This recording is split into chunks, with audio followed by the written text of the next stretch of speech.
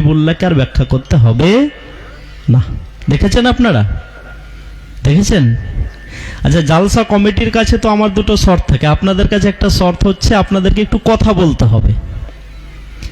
যদি বুঝতে পারেন বলে দিবেন, আর যদি বুঝতে না পারেন তো পাস করে দেবেন, বলবেন জানি না। ঠিক আছে না? তাহলে আমি ঝটঝট করে বলে বেরোতে পারবো তো, কারণ আমি অনেক জিনিস নিয়ে এসেছি যেগুলো নিয়ে আপনাদের সাথে আমার আলোচনা হবে। আর বাম দিকটা ফাঁকা আছে, এই দিক থেকে হয়তো আপনাদের দেখতে অসুবিধা হচ্ছে, কারণ এতগুলা ক্যামেরা লাগানো আছে। তো আপনারা যদি চান তো এদিকে আসতে পারেন, যদি চান, আমি রিকোয়েস্ট করছি না, যদি আপনারা চান তো যা করার এখনই করবেন, আর পরে যদি করতে হয় তো চুপিচাপি করবেন, আওয়াজ করবেন না। আর যারা যুবক আছেন তাদেরকে আমি একটু অ্যাক্টিভ হতে বলবো, অ্যাক্টিভ হতে বলছি, কারণ যুবকদের অনেক টাইম নষ্ট হয়ে গেছে। এবার যুবকদেরকে একটু কথা বলতে হবে। এবং আমরা কদিন আগেই দেখলাম যে ব্রিগেডে 5 লক্ষ কণ্ঠে গীতাপাঠের একটা অনুষ্ঠান হয়েছিল, আপনারা জানেন? বলেন না কেন, জানেন না? হ্যাঁ, তো বলবেন তো যে হ্যাঁ জানি।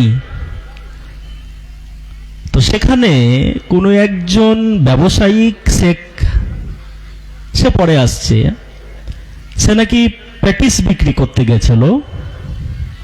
যখন তাকে জিজ্ঞেস করা হয়েছে তোমার নাম কি, তখন সে বলেছে আমার নাম শেখ রিয়াজুল। তো তার কাছে চিকেন প্যাটিস আছে বলেই তাকে মারা হয়েছে, আপনারা জানেন? গীতা পাঠের অনুষ্ঠানকে আমরা অসম্মান করছি না, কারণ গীতা হিংসার কথা বলে না, বেদ হিংসার কথা বলে না, রামায়ণ মহাভারত হিংসার কথা বলে না। কিন্তু যারা ওইটাকে পাঠ করতে গিয়ে একজন নিডি পারসন, গরিব মানুষ শেখ রিয়াজুলের ওপরে অত্যাচার করলেন, তাদের এই হারকাতটাকে আমরা নিন্দা জানাচ্ছি। আপনারা জানাচ্ছেন? জানাচ্ছেন? আওয়াজ করুন না।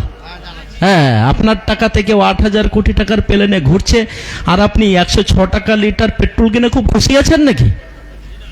হ্যাঁ, এ জাতি কথা বন্ধ করেছে, তাই এই অবস্থা হয়েছে। এবং আমরা পার্লামেন্টে দেখলাম উইন্টার সেশনে, ডিসেম্বরে পার্লামেন্ট চালু হয়েছে, আমাদের এমপি মহোদয়েরা দিল্লিতে আছেন।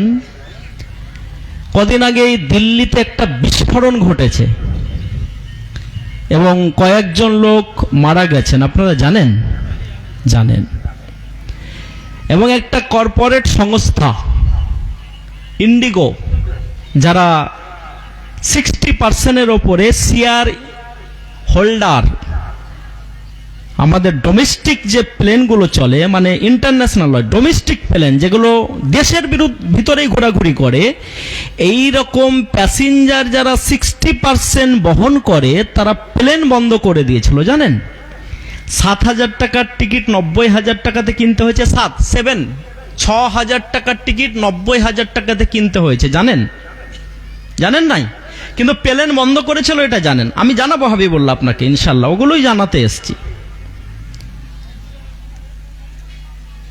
তো কর্পোরেট সংস্থা ইন্ডিগো প্লেন বন্ধ করে দিয়ে তাদের যাত্রীদেরকে টাকা ফেরত দিল। আর দিল্লিতে এত বেশি পলিউশন হয়েছে যে দিল্লিতে শ্বাস নিতে কষ্ট হচ্ছে। তো পার্লামেন্ট যখন চালু হলো, এই শীতকালীন অধিবেশন, তখন এই পার্লামেন্টে আলোচনা হওয়া উচিত ছিল যে দিল্লিতে বিস্ফোরণ কাণ্ড ঘটেছে কেন, আর যারা ঘটিয়েছে তাদের অ্যারেস্টের ব্যাপারে সরকার মহোদয় কি করছেন, এটা হওয়া উচিত ছিল কি ছিল না? আপনারা কি বলেন? এবং সেই সাথে সাথে এটাও একটা মেজর প্রবলেম হয়েছে ভারতের মাটিতে, যে ইন্ডিগো প্লেন বন্ধ করে কোটি কোটি মানুষকে কষ্ট দেওয়া হয়েছে। সুতরাং একটা কর্পোরেট সংস্থার এত সাহস কি করে হয় যে সে প্লেন বন্ধ করে দিয়ে তার যাত্রীদেরকে টাকা ফেরত দিচ্ছে, অথবা 6,000 টাকার টিকিট 90,000 টাকাতে বিক্রি করা হচ্ছে? এটা দিন ডাকাতি হচ্ছে। এর ওপরে পার্লামেন্টে আলোচনা হওয়ার দরকার ছিল না? ছিল না? ছিল। এই তো আলহামদুলিল্লাহ, যদি রাজাপুরের মানুষ এই কথাটা বুঝতে পারেন তো 543 জন এমপি আছেন তারা বুঝতে পারছেন না? পারছেন না? পারছেন না? পারছেন। তো সেটার ওপরে আলোচনা না হয়ে, সেটার ওপরে কোনো ডিবেট না হয়ে, আমাদের ট্যাক্সের টাকাতে পার্লামেন্ট চালাতে প্রত্যেক মিনিটে খরচ হয় 2.5 লক্ষ টাকা।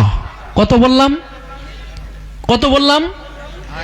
2.5 লক্ষ টাকা।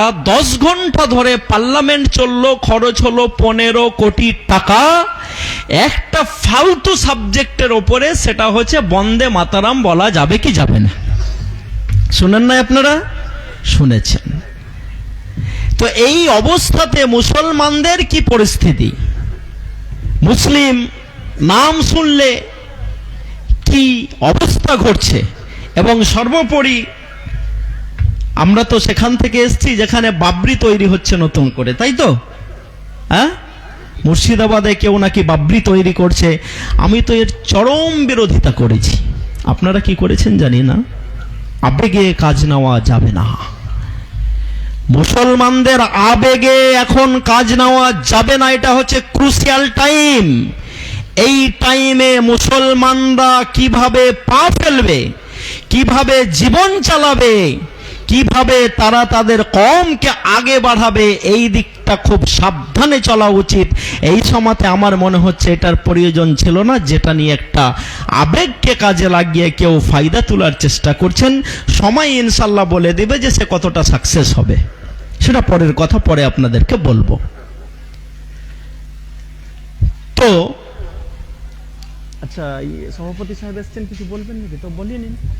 ওনার তো টাইম নষ্ট করে আমাদের লাভ নেই। না না, বলুন বলুন, আপনি বলুন।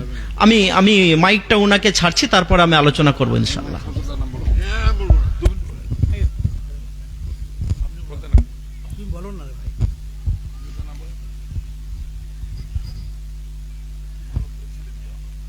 আসসালামু আলাইকুম। আমরা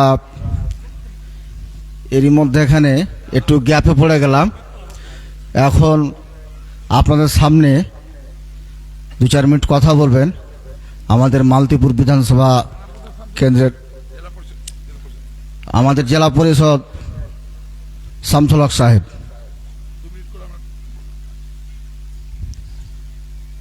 আসসালামু আলাইকুম। জালসা মাহফিলে বক্তাগণ উপস্থিত আছেন, জালসার সভাপতি আছেন, উপস্থিত হয়েছেন আমাদের বিধায়ক রহিম বক্সি সাহেব। সর্বোপরি আপনারা আসসালামু আলাইকুম। খুব ভালো বক্তব্য রাখছিলেন। আমাদের আবেগের পরে আবেগের মধ্য দিয়ে কোনো কাজ করা ঠিক নয়। সঠিক সিদ্ধান্ত নিয়ে আমাদেরকে এগিয়ে যেতে হবে। আল্লাহ রসুল সঠিক সিদ্ধান্ত মোতাবেক রসুল সাহেব আমাদের দ্বীন ইসলাম প্রচার করে গেছেন। ভালো কথা উনি বলে গেছেন। তার বক্তব্যে আমাদের ইমামের মধ্য দিয়ে আসছে। আপনারা সেটা ভালো করে শুনবেন। এই জালসাটা তাবলিগি জালসা, জ্ঞান অর্জনের জালসা। সবাই মিলে বক্তার বক্তব্য শুনে সেটাকে বাস্তব রূপ দেওয়ার চেষ্টা করব। আমি বেশিক্ষণ বক্তব্য রাখছি না, এই জন্য আমার বক্তার ভালো ভালো কথা আপনারা শুনবেন। তার মধ্যে আমাদের বিধায়ক আছেন, 2 কথা বলবেন। সকলকে আসসালামু আলাইকুম জানিয়ে আমার বক্তব্য শেষ করছি। ধন্যবাদ। এবারে আপনাদের সামনে বক্তব্য রাখবেন আমাদের মালতীপুর বিধানসভা কেন্দ্রের বিধায়ক আব্দুর রহিম বক্সি সাহেব।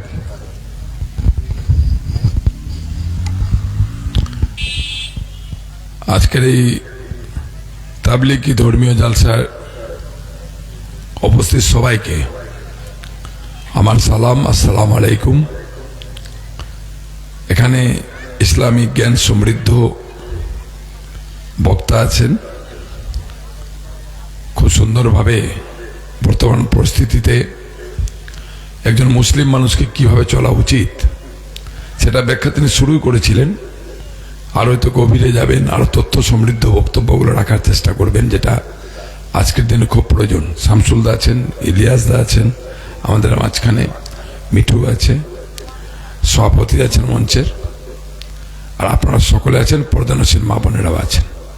হাদিস কোরআনের কথা মৌলানারা বলবেন, যার কথা শোনার জন্য আমরা অধীর আগ্রহ এখানে উপস্থিত আছি। আমরা বিভিন্ন ধরনের জালসাতে যাই, মাদ্রাসার উন্নতিকল্পে জালসা, মসজিদের উন্নতিকল্পে জালসা, কিন্তু আজকে যুবক বৃন্দরা প্রতিবার নাই এবারও তারা ধর্মীয় জালসার আয়োজন করেছেন, যার মধ্যে দিয়ে সুন্দর সুন্দর বক্তার বক্তব্য আপনারা শুনবেন। সেটা দিয়ে আমাদের ইসলামিক পন্থায় আমাদের চলার পথ আমরা ঠিক করব। ভয়ঙ্কর একটা রাজনৈতিক অবস্থা গোটা দেশ জুড়ে, একটা কমের উপরে আক্রমণ সবচেয়ে বেশি করার চেষ্টা করা হচ্ছে, বেছে বেছে আক্রমণ করার চেষ্টা করা হচ্ছে গোটা দেশ জুড়ে। তার মধ্যে দাঁড়িয়ে আমরা আমাদের পথটাকে সঠিক পথে পরিচালনা করার জন্য আজকে ইসলামিক বক্তাদের বক্তব্যকে খুব গুরুত্ব সহকারে শোনার চেষ্টা আমরা করব। আমি শুধু দুটো কথা একটু বাইরে গিয়ে বলবো আপনাদের কাছে। প্রচুর মানুষ এখানে আছেন, আমার ভুল হলে আমি ক্ষমা চেয়ে নিচ্ছি। প্রথমে যে আমাদের যে এসআইআর এবং এসআইআর যে আতঙ্কটা আমাদের মধ্যে আছে, এখনো শেষ হয়নি। তো এটা নিয়ে আমরা ফর্ম ফিল আপ করেছি, ফর্ম জমা দিয়েছি। গতকালকে আমাদের খসড়া ভোটার তালিকা বেরিয়েছে, অনেকে দেখেছেন, অনেকে দেখতে পাননি। আমাদের কিছু নাম বাতিল হয়েছে, আমার বিধানসভার 15,000 নাম বাতিল হয়েছে। মোড়া ভোটার, শিফটেড মানে বাইরে চলে গেছে, খুঁজে পাওয়া যাচ্ছে না। এই সমস্ত ভোটার দিয়ে প্রায় 15,000 ভোটার বাতিল আছে। তারপরে আজকে পূর্ণাঙ্গ খসড়া রিপোর্ট কালকে বেরিয়েছে, খসড়া ভোটার তালিকা আমাদের কাছে তালিকা আছে। কালকে আমরা প্রত্যেকটা বুথে বুথে দিয়েও দিব, যারা দেখতে পাননি ইন্টারনেটে দেখাচ্ছে, ইলেকশন কমিশনের পেজে দেখাচ্ছে, যারা কম্পিউটার চালায়, মোবাইল চালায়, তারা দেখে নিচ্ছে, কিন্তু সবাই দেখতে পাচ্ছেন না। তারও আপনারা ভালো করে প্রথম দেখুন, কারণ এই ভোটার খসড়া ভোটার তালিকায় নাম আছে কিনা প্রথমে এটা দেখতে হবে, আর যার নাম নেই সেটাও দেখতে হবে। বাতিলের মধ্যে আপনার নাম ঢুকে যায়নি তো সেটাও খুঁজে বের করতে হবে, দ্রুত গতিতে আর কি, 2-1 দিনের মধ্যে। এই যে আমাদের নামটা বেরিয়েছে খসড়া ভোটার তালিকায়, এটা এই কারণে বলছি যে আমরা সকলে ভাবছি খসড়া ভোটার তালিকা দেখে আমার নামটা আছে। কাউকে জিজ্ঞাসা করছে আমার নামটা আছে রে, আমার বেটার নাম আছে? তো বলছে হ্যাঁ আছে। আমি খুশি হলাম যে আমার নামটা খসড়া তালিকায় চলে এসছে।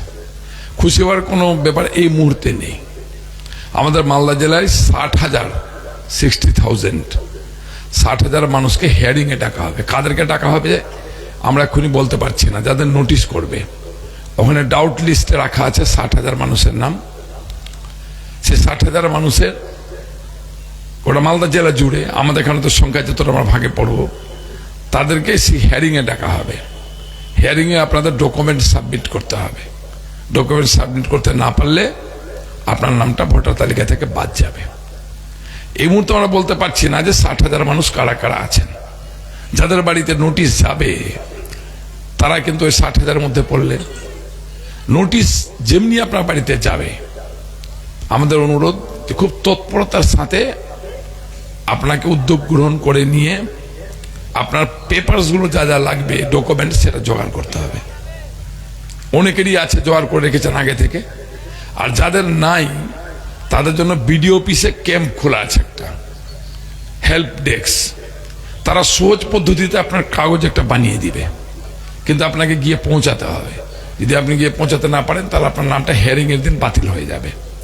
তো যেমনি আপনি নোটিশ কাল পরশু, তো 23 তারিখ থেকে হিয়ারিংটা শুরু হচ্ছে এই মাসের। আজকে অলরেডি 17 পার হচ্ছে আমাদের, কালকে 18, হয়তো কাল থেকে নোটিশ ঢুকতে শুরু করবে বাড়ি বাড়ি। তা সেই নোটিশটা যারাই পাবেন, সবাই পাবেন না কিন্তু, যাদের নাম ম্যাচিং হয়ে গেছে, ফাইনাল হয়ে গেছে, তারা পাবেন না। কিন্তু যাদের নাম ম্যাচিং হয়নি তারা কিন্তু সাথে সাথে পেপারসটা রেডি করে রাখবেন। আর যেমনি যেদিন আপনার ডেটটা থাকবে সেদিন ভিডিও অফিসে আপনার হিয়ারিং হবে। আমাদের যারা লোকজন আছে, জনপ্রতিনিধিরা আছেন, তারা আপনাদের কাছে, বিএলও টুরা আছেন, তারা আপনাদের কাছে ঘুরবেন, যাবেন, যোগাযোগ করবেন, কিন্তু আপনি নিজস্ব উদ্যোগে, এটা আপনার দায়িত্ব, আপনি নিজস্ব উদ্যোগে আমাদেরকে ব্যবহার করে নিয়ে বা আপনাদের এলাকার মানুষ নেতৃত্বদেরকে, জনপ্রতিনিধিদেরকে ব্যবহার করে নিয়ে আপনার নামটা আপনি তুলানোর চেষ্টা করবেন। এটা আপনাদের কাছে অনুরোধ। এই জন্য আমি বলতে চাইলাম, যদি একটু সময় বেশি লাগলো। আরেকটা ব্যাপার আছে, আতঙ্কিত আর কিছু নেই, নাম কেউ কাটতে পারবে না। আর এর পরে হয়তো আবার হিয়ারিং এ কাজ আসতে পারে। 9 লক্ষ ভোটার মালদা জেলাতে তাকে ডাউট লিস্টে রাখা হয়েছে। 9 লক্ষ ভোটার শুধুমাত্র মালদা ডিস্ট্রিক্টে, ওটা 60,000 বললাম, ওটা হিয়ারিং হবে। এটা 9 লক্ষ ভোটারকে আবার নতুন করে নির্বাচন কমিশন তারা ডাউটে রেখেছে। ওর মধ্যে থেকে কিছু লোককে আবার হিয়ারিং করতে পারে। সেজন্য সকলে নিজে নিজের ডকুমেন্টসটা রেডি রাখুন, যদি যার নামটা যখন আসবে হিয়ারিং এ সাথে সাথে আমরা যাতে দেখাতে পারি কাগজগুলো। একটা লোককে একবার হিয়ারিং এর নোটিশ হবে, 7 দিনের টাইম দেওয়া হবে। আপনি যদি না আসেন তাহলে আর 3 দিনের টাইম আরেকটা নোটিশ আপনাকে হবে। তার মধ্যে আপনি যদি না যান, মাথা ঠুকে মরে গেল, আপনার নাম আর ভোটার লিস্টে উঠবে না, আপনার নামটা বাদ দিয়ে দিবে। এরকম একটা পরিস্থিতির মধ্যে দিয়ে আমরা যাচ্ছি। এই বারে বারে নোটিশ হচ্ছে কেন, বারে বারে নাম আসছে কেন? যারা এটা করাচ্ছেন তারা ভেবেছিলেন যে আমাদের মতো লোক যারা এখানে বসে আছেন মাথায় টুপি দিয়ে বা জালসা মাহফিলে যারা হাজির আছে, এদের নামটা সবচেয়ে বেশি কাটা যাবে, কারণ এরা নাকি সব বাংলাদেশি, এরা নাকি সব রোহিঙ্গা। কিন্তু নামের লিস্টটা বের করতে গিয়ে দেখছি এদের নাম কাটছে না, এরা বাদ হচ্ছে না, কারণ এরা এখানকার বাসিন্দা। ফলে নতুন নতুন পরিকল্পনার মধ্যে দিয়ে নতুন নতুন চাপিয়ে দিচ্ছে ঘাড়ের উপরে, এটা নাই, ওটা নাই, এটা ঠিক করো, ওটা ঠিক করো। তার জন্য আমরা সকলে প্রস্তুত আছি আল্লাহর হুকুমে। আমাদের হেফাজত করার মালিক মহান কর্ম আল্লাহ তাআলা আছে, আমাদের ভয়ের কিছু নাই, কারণ আমরা এখানকার বাসিন্দা, নিশ্চিন্তে থাকবেন। কিন্তু ডকুমেন্টসগুলো সবসময় রেডি রাখবেন, না পারলে আমাদেরকে বলবেন, আপনার স্থানীয় লোকজনকে বলবেন। বিডিও অফিস চলে যাবেন, সেখানে বিডিও অফিসের দপ্তর খুলে বসে আছে তারা, এভাবে নামটাকে তুলবেন। আপনাদের এই জালসা মোড়ের সফল হোক, বক্তার বক্তব্য আপনারা শুনেন, আর সেটাতে আমল করে ইসলামিক পন্থায় নিজের জীবনকে অতিবাহিত করার চেষ্টা করেন। পুনরায় সবাইকে আমার সালাম জানিয়ে আলোচনা শেষ করছি। আসসালামু আলাইকুম।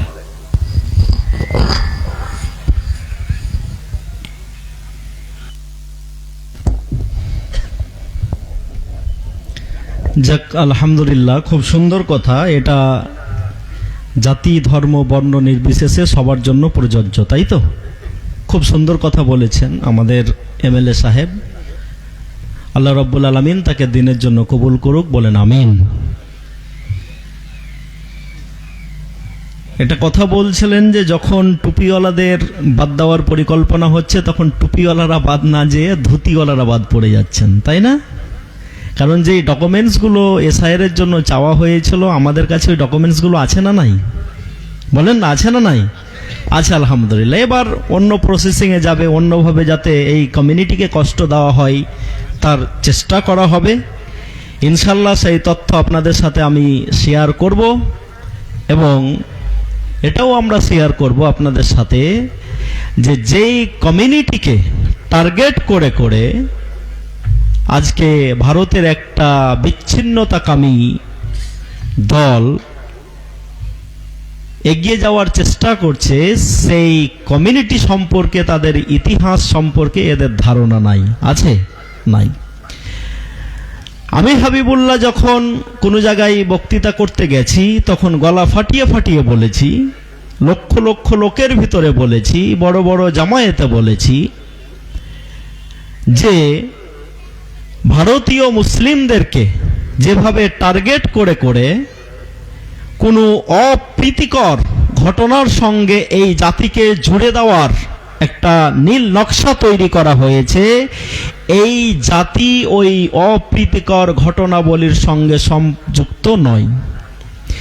তখন আমাকেও টার্গেট করা হয়েছে, আমার বিরুদ্ধে অনেক কিছু লেখা হয়েছে, আমাকে ওপেন চ্যালেঞ্জ জানানো হয়েছে। আমি আলহামদুলিল্লাহ সেটাকে অ্যাকসেপ্ট করেছি। আমার বিরুদ্ধে যেগুলো লিখেছে তার উত্তর দেওয়ার আমি চেষ্টা করেছি। কিন্তু আজকে আমি একটা লোকের নাম বলবো, যেই লোকটা ভারতবর্ষের একজন বড় মন্ত্রীর মতো রাষ্ট্রীয় মর্যাদা নিয়ে ঘুরে বেড়ান। তিনি হচ্ছেন অজিত ধোভাল। নাম শুনেছেন? যিনি হচ্ছেন বর্তমান ভারতের জাতীয় নিরাপত্তা উপদেষ্টা। আমাদের ভারতের যে নিরাপত্তার বিষয়গুলো আছে, এই পুরো নিরাপত্তার বিষয়গুলো উনি দেখেন, অজিত ধোভাল। তিনি বলেছেন, সেদিন আমি ডোমকল পেরিয়ে খয়রামারি বলে একটা জায়গা আছে, সেখানে জালসা করতে যাচ্ছি। কলকাতা থেকে একজন বড় অফিসার, সেন্ট্রাল গভর্নমেন্টের তিনি চাকরি করেন, আমাকে একটা ভিডিও পাঠালেন, দিয়ে বললেন যে হাবিবুল্লাহ সাহেব, আজকে অজিত ধোভাল একটা ভাষণ দিয়েছে, আপনি শুনে নিন, আপনি একবার দেখে নিন। আমি দেখলাম, শুনলাম, তারপরে সেটাকে নোটও করলাম। আপনাদেরকে শোনাবো সেই কথাটা। শুনতে হবে না? হবে না? আরে কোথাও কেউ অপ্রীতিকর কোনো ঘটনা ঘটালেই শুধু মুসলমানদেরকে টার্গেট করা হচ্ছে কি হচ্ছে না? হচ্ছে। সেই অজিত ধোভাল বলছেন, আমি একদম তার কথাটাকে কোট আনকোট করে বলছি।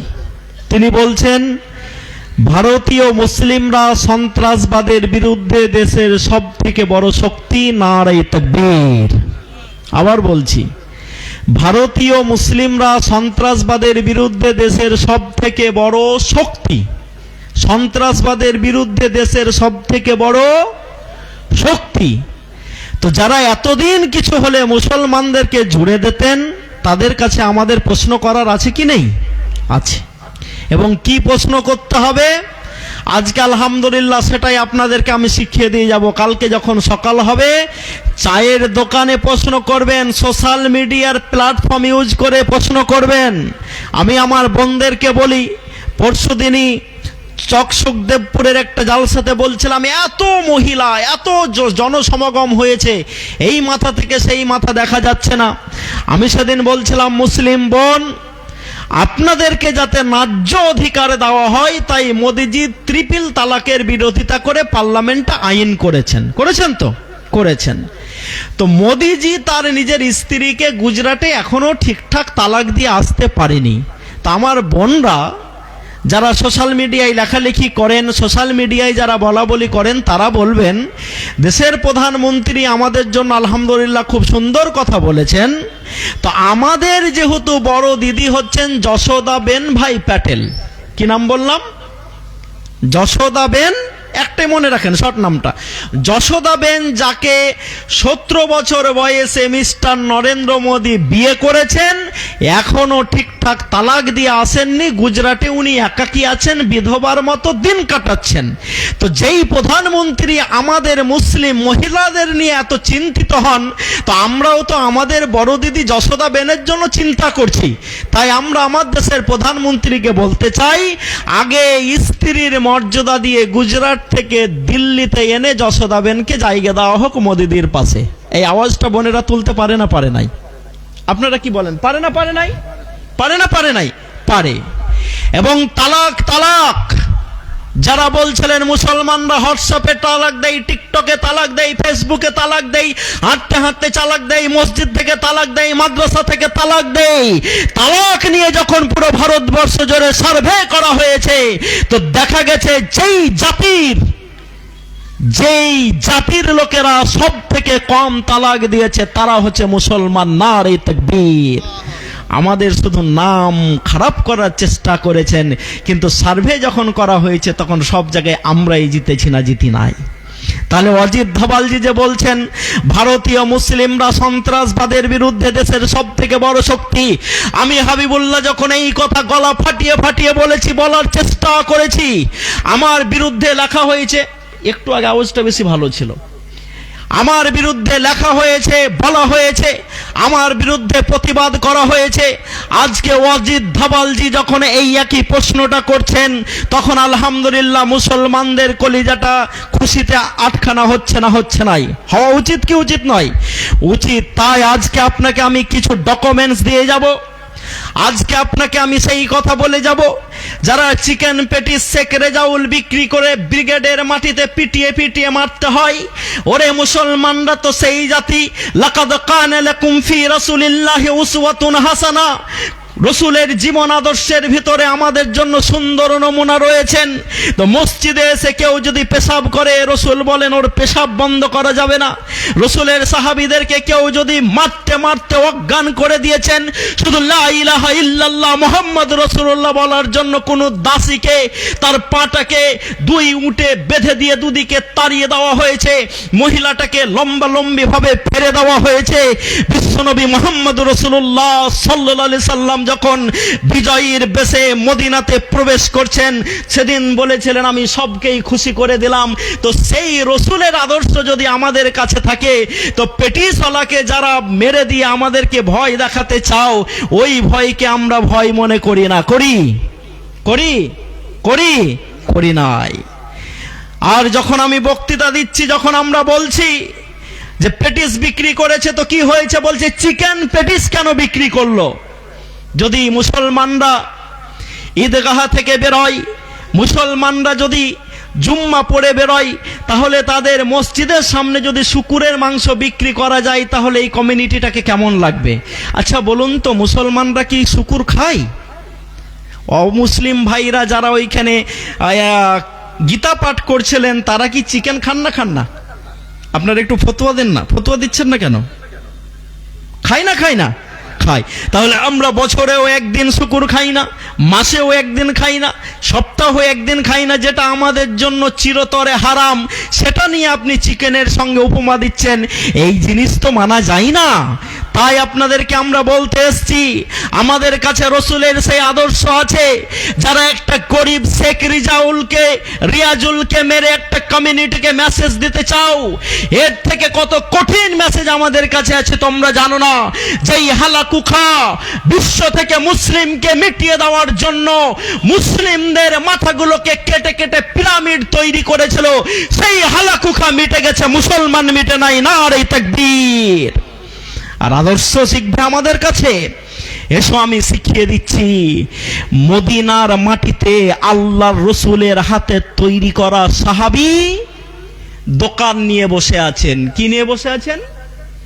আপনাদেরকে দিয়ে কেন বলাচ্ছি জানেন? যাতে আপনাদের একটু মনে থাকে, না হলে আমি বলে যাব, মাথার ওপর দিয়ে সব বেরিয়ে চলে যাবে। আর কেউ যদি বুঝতে না পারেন, তাহলে একটু দাঁড়িয়ে বলবেন, হাবিবুল্লাহ ভাই আমি বুঝতে পারলাম না। আমি আমার সুতিতে একটা বক্তৃতা করেছি। বক্তৃতা করার পর আমি বলেছি যে এইসব শ্বশুররা বৌমার কাছ থেকে সেবা চাও, এটা আশা করা যাবে না। বৌমা শ্বশুরের সেবা কেন করবে? যদি সেটা করে তাহলে ওটা হচ্ছে হাল জাযাউল ইহসান ইল্লাল ইহসান। কিন্তু বৌমা শ্বশুরের সেবা করতে বাধ্য নয়। শ্বশুরের সেবা কে করবে? বেটা করবে। মায়ের সেবা কে করবে? বেটা করবে। বৌমা যেটা করে দেয়, এটা ভালোর বদলা ভালোর জন্য করে দেয়, নেকির জন্য করে দেয়, তার জন্য শ্বশুরের সেবা করা ফরজ নয়। বাপ মায়ের সেবা করা ছেলের জন্য ফরজ। তো আমি সকালবেলাতে গাড়িতে উঠতে যাচ্ছি, একজন লোক এলেন আমার কাছে, আসার পর বললেন, আপনার সামনে তো কথা বলার আমার ক্ষমতা নেই, কিন্তু কালকের একটা বক্তব্য নিয়ে আমাকে একটু কেমন লেগেছে। আমরা বলেন, বলছে আমার 5টাই বেটা, একটা বেটি ছিল, বিয়ে দিয়ে দিয়েছি। তো এখন আমার সেবা কে করবে বলুন? আল্লাহ আপনার ছেলেরা করবে? কইছে না হাবিবুল্লাহ ভাই, এটা মানতে পারলাম না। আমি বললাম এখন তো টাইম নেই, আপনি পরে আসুন, আপনাকে বুঝিয়ে দেবো। তাকে বুঝিয়ে দিয়েছি। তো ওই রকম পরে প্রতিবাদ করবেন না, এখনই দাঁড়িয়ে বলে দেবেন হাবিবুল্লাহ ভাই এটা বুঝতে পারলাম না, আমি হাবিবুল্লাহ ইনশাল্লাহ আবার দ্বিতীয়বার বলে আপনাদেরকে বুঝিয়ে দেব। তো মদিনার মাটিতে রাস্তা বয়ে যাচ্ছে, একদিকে এক মুসলিম সাহাবীর দোকান, অন্যদিকে আর একজন ইহুদির দোকান। সারাদিন মুসলিম ভাইয়ের অনেক বেচা কিনা হয়েছে। সন্ধ্যাবেলাতে একজন ইহুদি এসে বলেছেন আমাকে 5 কিলো গম দিন। তো মুসলিম দোকানদার বলেছে আলহামদুলিল্লাহ, আজকে আমার সারাদিন যা বেচা কিনা হয়েছে আমার সংসার চলে যাবে। আমার উল্টো দিকে ইহুদি ভাইয়ের যেই দোকানটা আমি লক্ষ্য করে দেখছি সকাল থেকে তার কিছু বিক্রি হয় নাই। তো আপনি ওই গমটা, ওই জবটা, ওই আটাটা ওর কাছ থেকে কিনে নেন। ইহুদি ওর কাছে কিনতে গেছে, 5 কিলো গম কিনে এনে আবার মুসলমানের কাছে ফেরত এসেছে। ফেরত আসার পর বলেছে জবের দরকার ছিল, জবটা ওই দোকান থেকে আমি নিয়ে নিলাম। কিন্তু কোন আদর্শের উপরে ভিত্তি করে আপনি আমাকে এত সুন্দর একটা আদর্শের কথা বললেন, ওইটা তো আপনার কাছ থেকে আমি কিনবো। সেটা হচ্ছে আশহাদু আল্লা ইলাহা ইল্লাল্লাহ ওয়া আশহাদু আন্না মুহাম্মাদুর রাসূলুল্লাহ। বুঝতে পারেন নাই? তাই আদর্শ আমাদের আছে। যারা চিকেন প্যাটিস বিক্রি করার জন্য শেখ রেজাউলকে মারো, তাদেরকে আমরা বলতে চাই, বন্ধু, এই ভারত, যেই ভারতে তোমরা এখন ক্ষমতার দাপট দেখাচ্ছ, এই ভারতের মাটিগুলোকে যদি খুঁড়ো তাহলে দেখতে পাবে এই ভারতকে স্বাধীনতা এনে দেওয়ার জন্য আমার জাতের লোকেরা যত জান দিয়েছে তত জান কেউ দেয় নাই। দিয়েছে? দিল্লির ইন্ডিয়া গেটে যাও, 60% ওপরে, 60%, কত পার্সেন্ট বললাম? 60-60% ওপরে যেই জাতিটার শহীদদের নাম লেখা আছে সেটা হচ্ছে মুসলমান। নারে তাকবীর। এবং আজকে আপনাদেরকে আমি একটা ইতিহাস দেখিয়ে যাব। কেউ দেখিয়েছে কি আমি জানি না, কেউ বলেছে কি আপনাকে জানি না, কিন্তু আমি যদি বলি আপনার মনে হয়ে যাবে ইনশাআল্লাহ। কারণ ইতিহাস আমরা পড়েছি, সেটাকে আমরা বাস্তবে রূপ দিতে পারিনি। আমরা আমাদের এক কৃতি সন্তানের নাম জানি, নাম তার নেতাজি সুভাষ চন্দ্র বোস। নাম শুনেছেন না শুনেন নাই? আলহামদুলিল্লাহ, তাকে আমরা খুব মন থেকেও ভালোবাসি। সে হচ্ছে আমাদের ভারতের এক কৃতি সন্তান।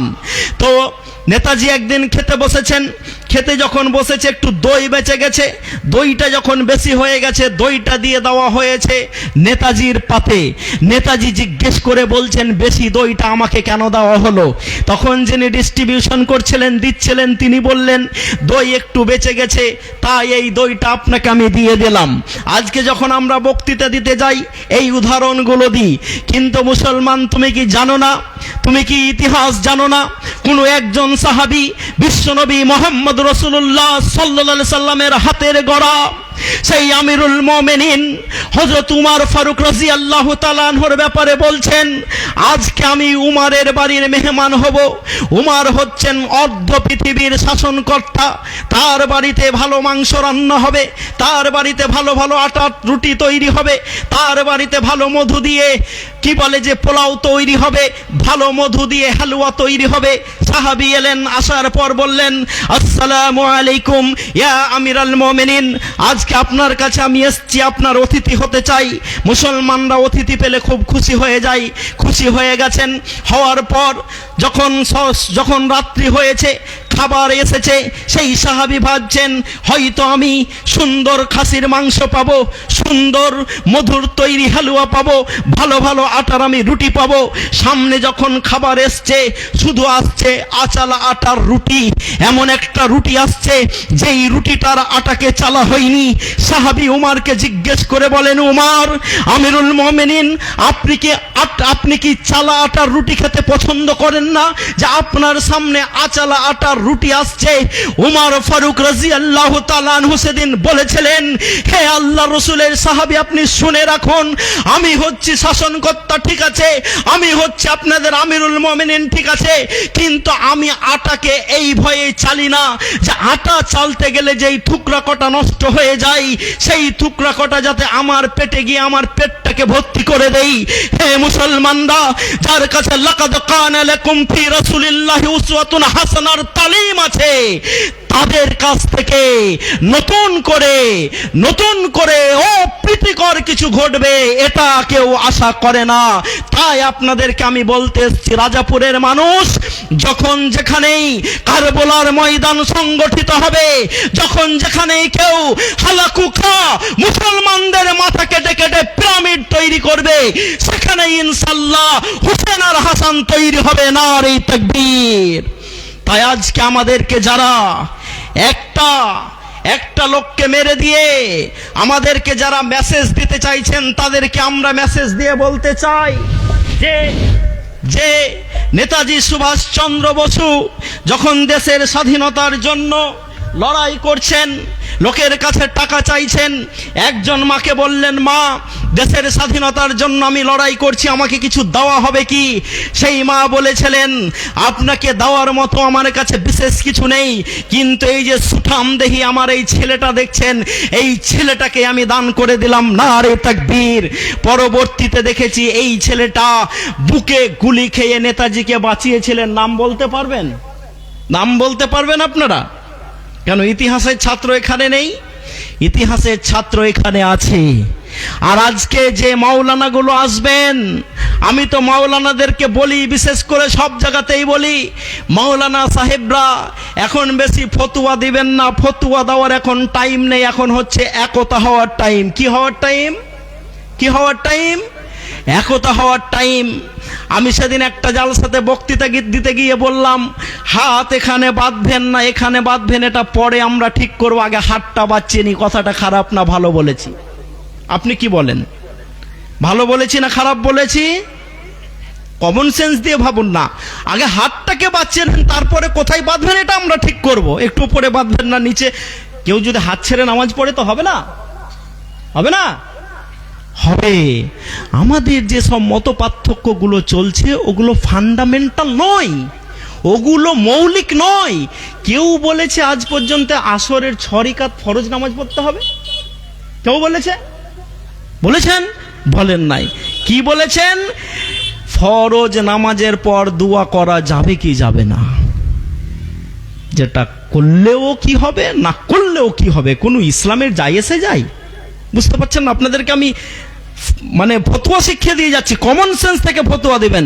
তো আমি একটা জালসায় বক্তৃতা দিতে গিয়ে বললাম, লম্বা টুপি পরবেন না গোল টুপি পরবেন, এটা পরে ঠিক করব, আগে মাথাটাকে বাঁচিয়ে নাও। আমিন জোরে বলবেন, আসতে বলবে, এটা পরে ঠিক করব, আগে জিভটাকে বাঁচিয়ে নাও। কারণ তোমার 8 বছরের আসিফাকে 30 থেকে 36 বছরের যুবকরা একটা বদ্ধ ঘরের ভিতরে ভরে রেখে ধর্ষণ করে।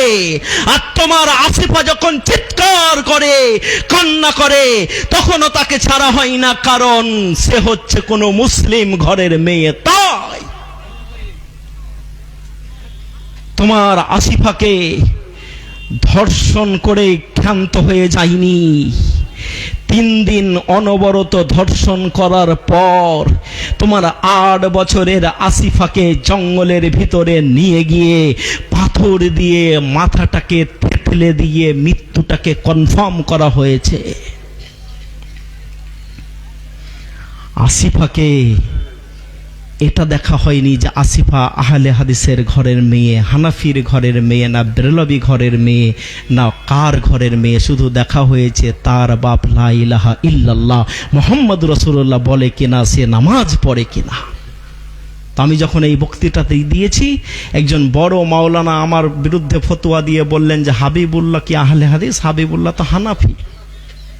হ্যাঁ, বেশি দিনের কথা বলছি না, আজ এই ডিসেম্বর মাসেরই কথা বলছি। আবার আহলে হাদিসের দাওয়াতি কনভেনশনে আমাকে বক্তা হিসাবে নিয়ে গেছেন, তারপরে আমার বিরুদ্ধে এইভাবে বক্তৃতা করা হচ্ছে। আমি বললাম, আমি যদি হানাফি হই তো আহলে হাদিসের সব থেকে বড় মাদ্রাসা ওয়েস্ট বেঙ্গলের নাম জানেন? জামিয়া রহমানিয়া। জানেন? জানেন? আইনুল বারী সাহেব করেছিলেন ধুলিয়ানে। তো জামিয়া রহমানিয়ার এমসি কমিটির মেম্বার হাবিবুল্লাহ আপনি নয়? তো আমাকে বলছেন আপনি ক্ষমতার জোরে হয়ে গেছেন, টাকার বলে হয়ে গেছেন, পোস্টের বলে হয়ে গেছেন, কলেজের জন্য হয়ে গেছেন। আমি ওনাকে ফোন করে বললাম, সাহেব, বর্তমান সিচুয়েশন ইজ ভেরি ক্রুশিয়াল, সুতরাং এই সমাতে ফতুয়া দিতে গেলে একটু ভাবনা চিন্তা করে ফতুয়া দেবেন। যদি বসতে হয়, কিছু বলতে হয়, তো আসুন না আমরা 1:1 বসে আমরা আলোচনা করি। তখন উনি সঙ্গে সঙ্গে অস্বীকার করে বললেন যে আমি এই কথা বলি নাই, অথচ যাদের সামনে বলেছেন তারা আমার অফিসে বসে লাউড স্পিকারে এই কথাটা শুনছেন। তখন তারা বলল আজ থেকে উনাকে আমরা মন প্রাণ থেকে ঘৃণা করছি। আমি বললাম না, একটা জিনিস দেখে জাজমেন্ট করবেন না, মিথ্যা কথা বলেছে, এর জন্য এরপরে যে কথাগুলো উনি বলবেন আপনারা ভাবনা চিন্তা করে সেই কথাগুলোকে গ্রহণ করবেন। আমি মুসলমানদেরকে বলতে এসেছি, মুসলিম তুমি তো খান আব্দুল গফফার খান, দেশ যখন স্বাধীনতার জন্য লড়াই লড়ছে, তোমাকে সেদিন বলা হয়েছিল তোমাকে আর দেশের জন্য স্বাধীনতার লড়াই লড়তে হবে না, তুমি স্বাধীনতার লড়াই বন্ধ করে দাও।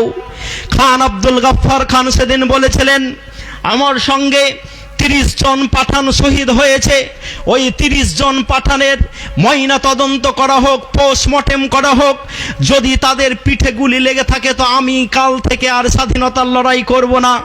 একদিন নয়, 2 দিন নয়, 3 দিন ধরে পোস্টমর্টেম চলে। 30 জন খানের ভিতরে একজনেরও পিঠে গুলি লাগে নাই, সবার বুকে গুলি লেগেছে। নারে তাকবীর! বুকে গুলি খেয়ে এই দেশকে আমরা স্বাধীনতা দিয়েছি, এই দেশকে নতুন করে আমরা আর পরাধীন করতে দিব না ইনশাআল্লাহ। বলেন ইনশাআল্লাহ। তাই আপনাদেরকে আমি বলতে এসেছি, আরে কারো কাছে সাহায্য চাইলে তো টাকা দেই। আমার শাহনওয়াজের মা আপনারা অত দূর থেকে দেখতে পাবেন না, আমি আমার সভাপতিকে দেখাচ্ছি, দেখেন একজন তরতাজা যুবক, নাম তার শাহনওয়াজ। দিল্লির লাল কেল্লাতে যিনি ব্রিটিশদের পতাকা ছিঁড়ে প্রথম ভারতের পতাকা উড়িয়েছেন, নারে তাকবীর বলে, তিনি হচ্ছেন শাহনওয়াজ। সেই শাহনওয়াজের ইতিহাস অনেক লম্বা ইতিহাস, আপনাকে ইতিহাস আমি বলতে যাচ্ছি না, আপনাকে moral of the history, gist of the history বলতে যাচ্ছি। সেই শাহনওয়াজ গুলি খেয়ে আমার নেতাজিকে বাঁচাচ্ছেন, দিল্লির লাল কেল্লাতে তিনি ভারতের পতাকা উত্তোলন করছেন। সেই শাহনওয়াজ যখন দেশ ভাগ হলো 1947 সালে, বাই তার বাড়িটা পড়ে গেল পাকিস্তানে, তিনি বললেন আমি পাকিস্তানে থাকবো না, আমি সেকুলার রাষ্ট্র ভারতে থাকবো। তাই তিনি পাকিস্তান থেকে পরিবার ছেড়ে দিয়ে চলে এলেন ভারতের মাটিতে। অনেক লম্বা কথা আছে, আজকেই বাড়ি যাবেন, যারা সোশ্যাল মিডিয়া লারেন, গুগলটা সার্চ করে দেখবেন, শাহনওয়াজ সম্পর্কে আপনি অনেক তথ্য পেয়ে যাবেন। তাহলে ইতিহাসটা পড়বেন, চেপে রাখা ইতিহাস আপনি পড়বেন, ভারতীয় স্বাধীনতাতে মুসলিমদের অবদান ইতিহাসটা একবার পড়ে নেবেন, আপনার চোখ খুলে যাবে ইনশাল্লাহ। সেই শাহনওয়াজ বললেন আমি পাকিস্তানে থাকবো না, আমি পুরো পরিবার ছেড়ে ভারতে চলে এলাম। ভারতে আসার পর উনি ভোটে দাঁড়ালেন, ভোটে দাঁড়ানোর পর তিনি 4বার জিতলেন। জিতার পর যেই ঘটনাটা ঘটছে 1965 সালে ভারতের সঙ্গে পাকিস্তানের একটা যুদ্ধ হলো, সেই যুদ্ধতে পাকিস্তানের একজন বড় সেনাপতি মারা গেলেন, পাকিস্তানের একজন বড় অফিসার মারা গেলেন।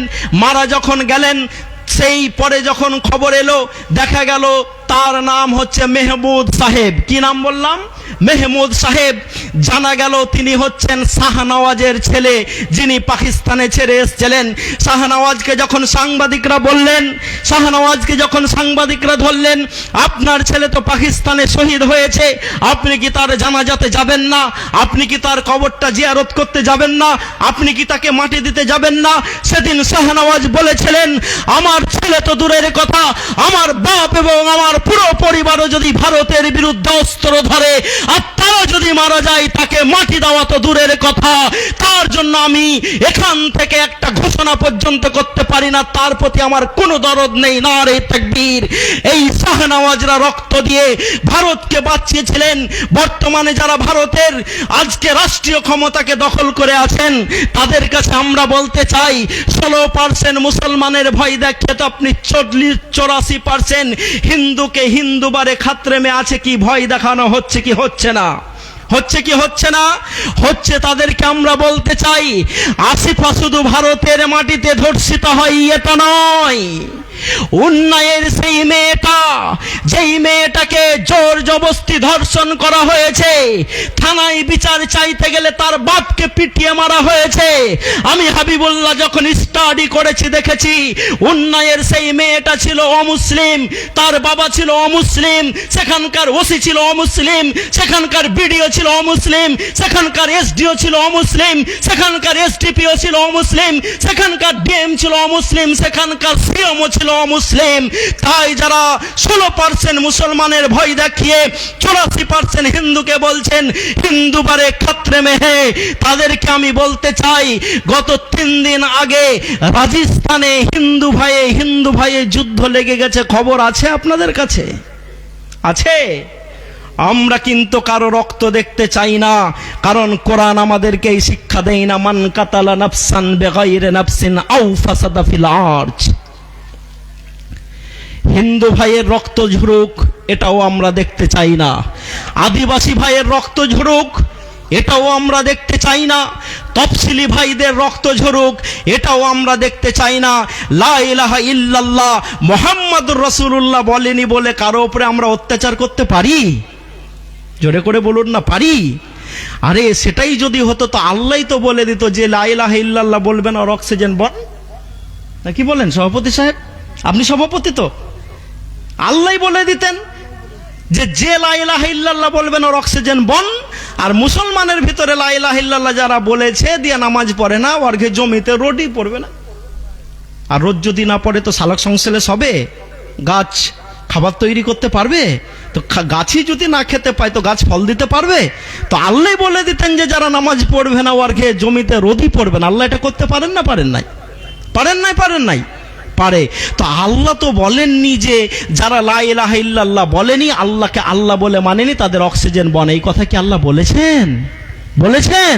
তো আল্লাহ যদি এত উদার হন, বিশ্বনবী মুহাম্মদ রাসূলুল্লাহ সাল্লাল্লাহু আলাইহি সাল্লাম যেহেতু এত উদার হন, যুদ্ধ থেকে ফিরছেন, একটা গাছের তলাতে রেস্ট করছেন, এমত অবস্থায় এক বেদুইন এসে রসুলের তলোয়ারটা ঝুলছিল, সেই তলোয়ারটাকে হাতে নিয়ে বলছেন মাইয়ামনুকা মিন্নি, বলো আমাকে আমার হাত থেকে তোমাকে কে বাঁচাবে?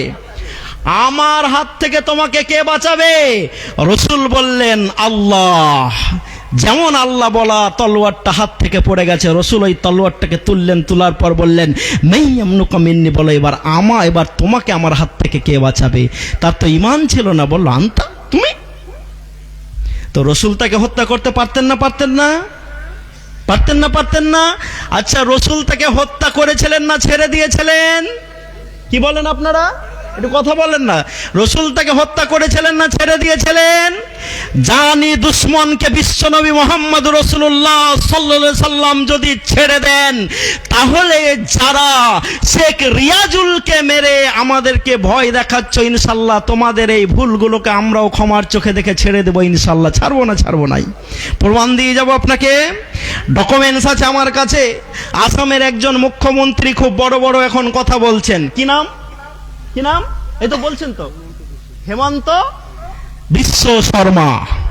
খুব বড় বড় কথা বলছেন, মাদ্রাসা মিটিয়ে দেব, ইসলাম মিটিয়ে দেব, এরকম কথা বলেন নাই? হ্যাঁ, মসজিদ থেকে লাউড স্পিকারের মাইক খুলে নেওয়া হচ্ছে, এবং আজকে উনি একটা নির্দেশ দিয়েছেন যে দেখা হলে মাথায় আর বুকে শুট করে দাও। কোথায় শুট করো? কোথায়? মাথায় আর বুকে গুলি লাগলে কেউ বাঁচে? বাঁচে? বাঁচে নাই। তো যখন মসজিদের লাউড স্পিকারের অসুবিধা হচ্ছে বলে তোমরা মসজিদ থেকে মাইক খুলে নাও, সেই সমাতেই শুনে রাখো, এই ঠান্ডার সমাতে 7 জন লোক ভোর বেলাতে রাস্তা দিয়ে স্পিডে গাড়ি ভাগিয়ে নিয়ে যাচ্ছে, যেতে যেতেই একটা খালের ভিতরে সেই গাড়িটা পড়ে যায়। গাড়িটা যখন পড়ে গেছে, আমার মসজিদের ইমাম জানতে পেরেছে গাড়ি পড়ে গেছে, মসজিদের মাইকটাকে চালু করেছে। চালু করার পর বলেছে, আমার আওয়াজ যাদের কানে যাচ্ছে তারা শুনে নাও, আমাদের এই রাস্তাতে নঞ্জলিতে পানিতে একটা গাড়ি পড়ে গেছে, তাড়াতাড়ি এখানকার লোকেরা এসে এই গাড়ি থেকে লোকগুলোকে উদ্ধার করো। সেই ইমাম সাহেব একবারও বলেননি যে তারা মুসলমান না অমুসলমান। কেউ ঝাঁপিয়ে গিয়ে গেটটাকে খুলে খুলে একে একে 7 জন লোককে সেই গাড়ি থেকে বার করে আনছেন। 7 জনের ভিতরে একজনও মুসলমান নয়। নারে তাকবীর। ওই মুসলমান যিনি মসজিদের মাইক থেকে এই ঘোষণাটা দিলেন, আর ওই মুসলমান যিনি দৌড়ে গিয়ে গাড়ির গেটটা খুলছিলেন, তিনি যদি জিজ্ঞেস করতেন আপনার নাম কি, বলে আমার নাম তো হেমন্ত বিশ্ব শর্মা, আপনাকে বার করা হবে না। আপনার নাম কি? আমার নাম তো রামচন্দ্র ডোম, আপনাকে তো বার করা হবে না। আপনার নাম কি? আমার নাম আব্দুল্লাহ, আপনি চলে আসুন, আপনাকে আমি বার করতে পারি। মুসলমানরা এই দৃষ্টান্ত দেখিয়েছে? দেখাই নাই। গেটটাকে খুলে 7 জন লোককে ওই পানি থেকে বের করে এনে নদীর সৃষ্টি করে বলেছে, যারা আমাদেরকে দিল্লির মাটিতে ওপেন ক্যামেরার সামনে পিটিয়ে পিটিয়ে মেরেছো। আমি হাবিবুল্লাহ বেলালকে চোখে দেখি নাই, কিন্তু বেলালকে যখন পড়ি তখন আমার অন্তরটা কাঁদে, চোখ বেয়ে পানি আসে।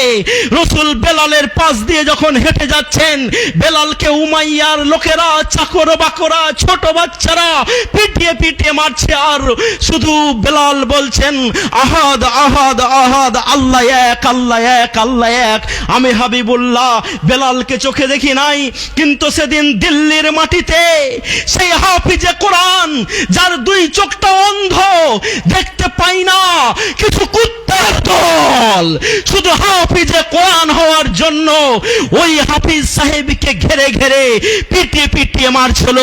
আর আমার হাফেজ এই রকম ভাবে আঙুল তুলে তুলে বলছিল আহাদ আহাদ আহাদ।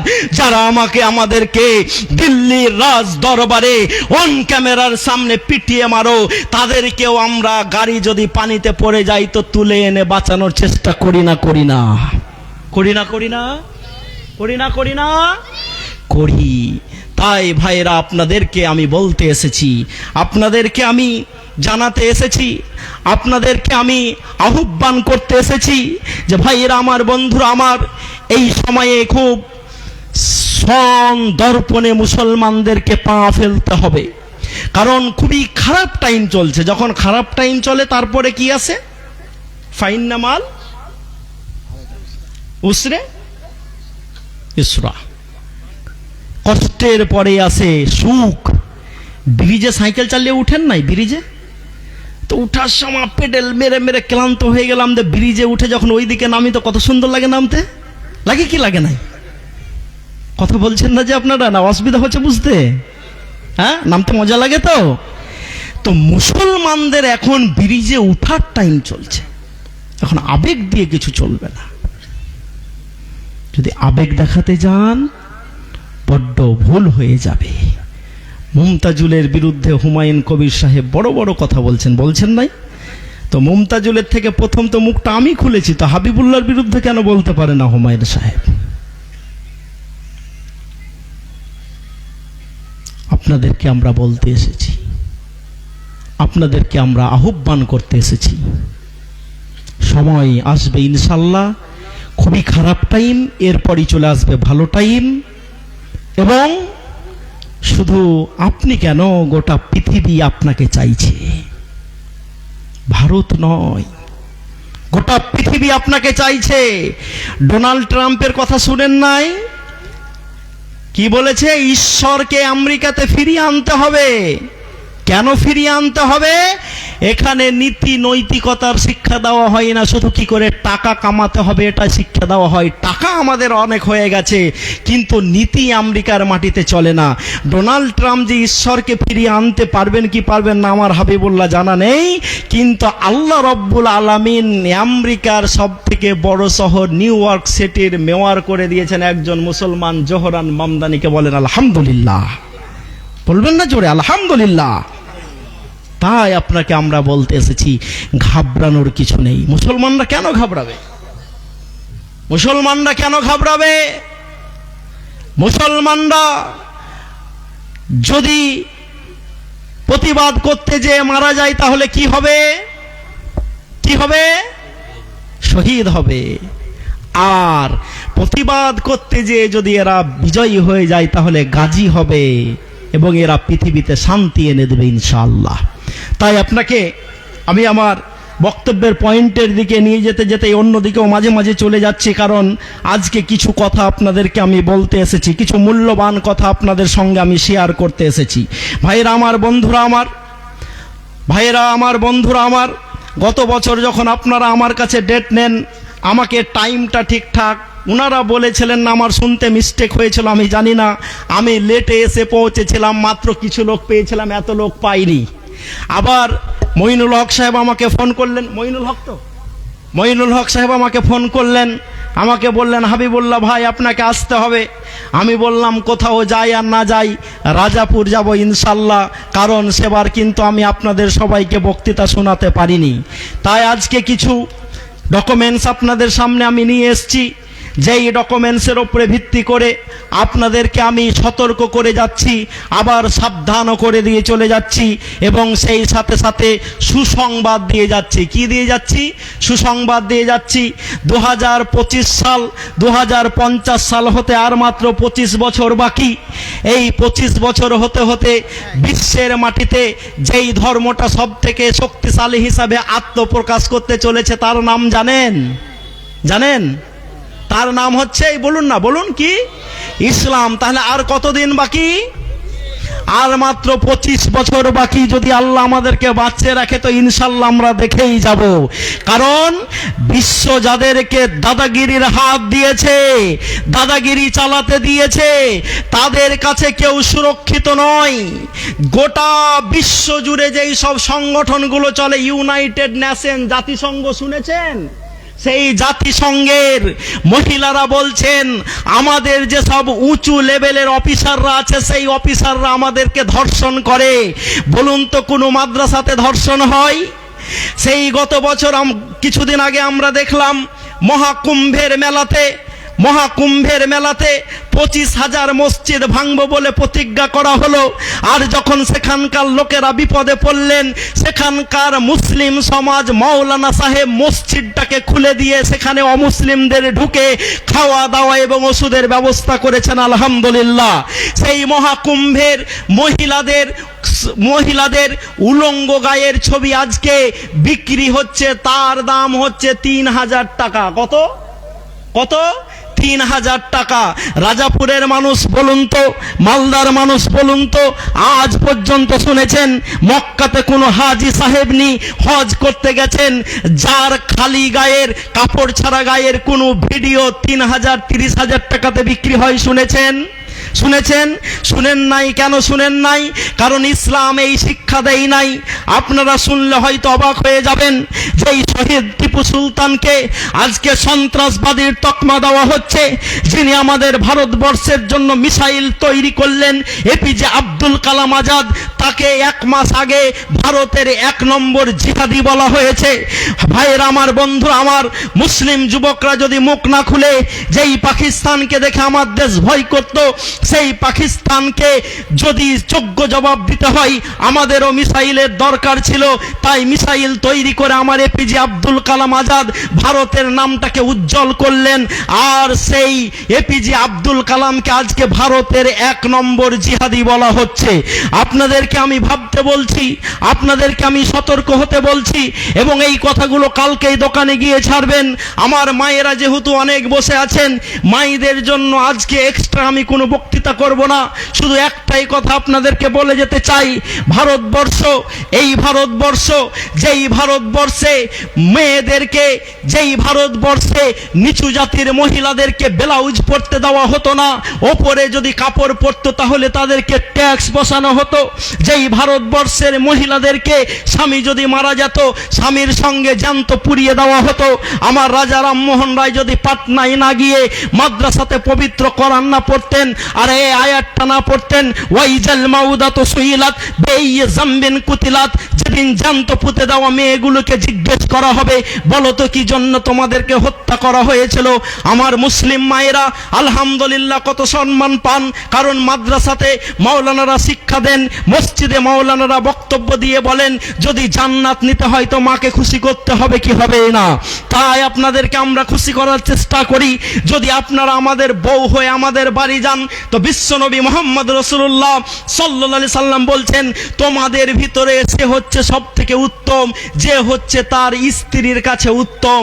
কারণ মানুষের বাইরের একটা ফেস আলাদা থাকে, বাড়িতে ঢুকলে একটা আলাদা জগৎ হয়। কার স্বামী কত খারাপ একমাত্র তার স্ত্রী এটা বলতে পারে। তাই তো বিশ্বনবী বললেন তোমাদের ভিতরে সেই সব থেকে উত্তম যে তার স্ত্রীর কাছে উত্তম। তাই স্ত্রী আপনাদেরকে আমরা জোরে ভাষাতে কথা বলি না, বিশ্বনবী মুহাম্মদ রাসূলুল্লাহ সাল্লাল্লাহু আলাইহি সাল্লাম এটা আমাদেরকে শিখিয়ে দিয়েছেন। যেদিন মেয়েদেরকে ব্লাউজ পরতে দেওয়া হতো না, আমি মোহাম্মদ বিন কাসিম এই ভারতে এসে বলেছিলাম কেন পড়তে দেওয়া হবে না। তাদেরকে ব্লাউজ পরতে দেওয়া হোক, এটা তার মৌলিক অধিকার।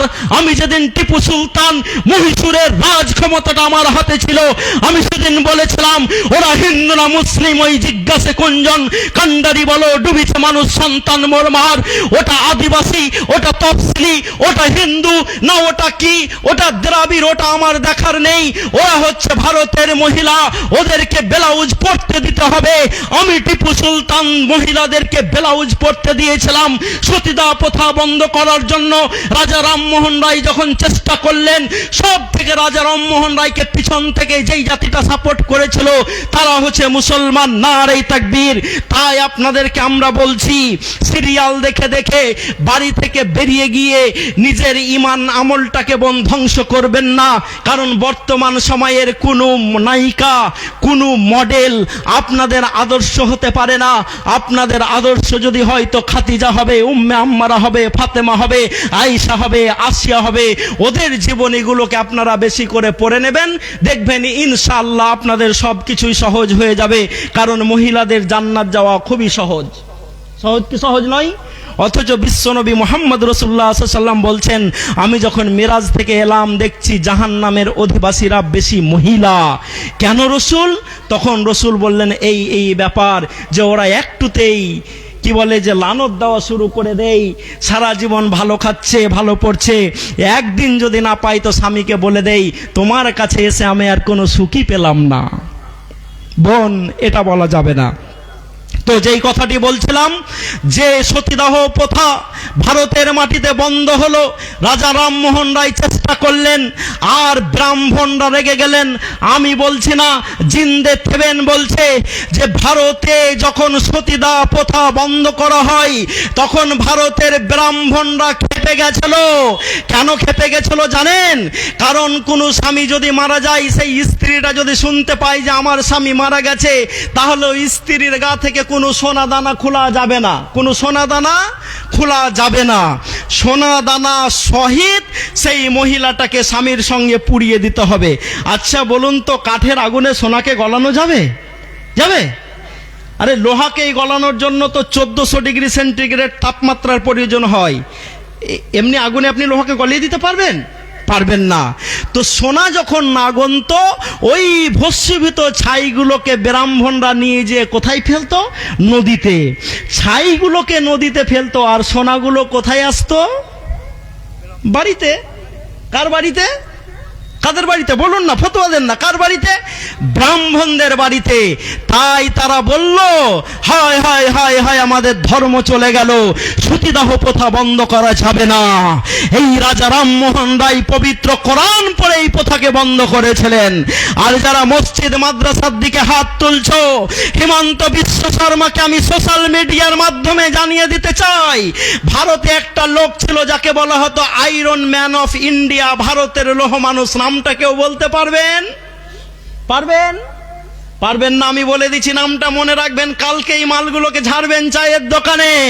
আমি বললেই সবাই বুঝে নেবেন। রথযাত্রা করেছিল 1992 বাবরি মসজিদ ভাঙার সময়তে লাল কৃষ্ণ আদবানি। মনে আছে? লাল কৃষ্ণ আদবানির মনে নেই? নাম মনে নেই? 2025 সালের রাজনীতিতে এসে লাল কৃষ্ণ আদবানির 1 টাকা দাম আছে? আছে? বলছেন না যে আপনারা আছে? মোদিজির সামনে হাত জড়ো করে দাঁড়িয়ে থাকতে হয়, দেখেন নাই? একটা বৃদ্ধ লোককে। কেন জানেন? কারণ সে আল্লাহর ঘরে হাত দিয়েছে।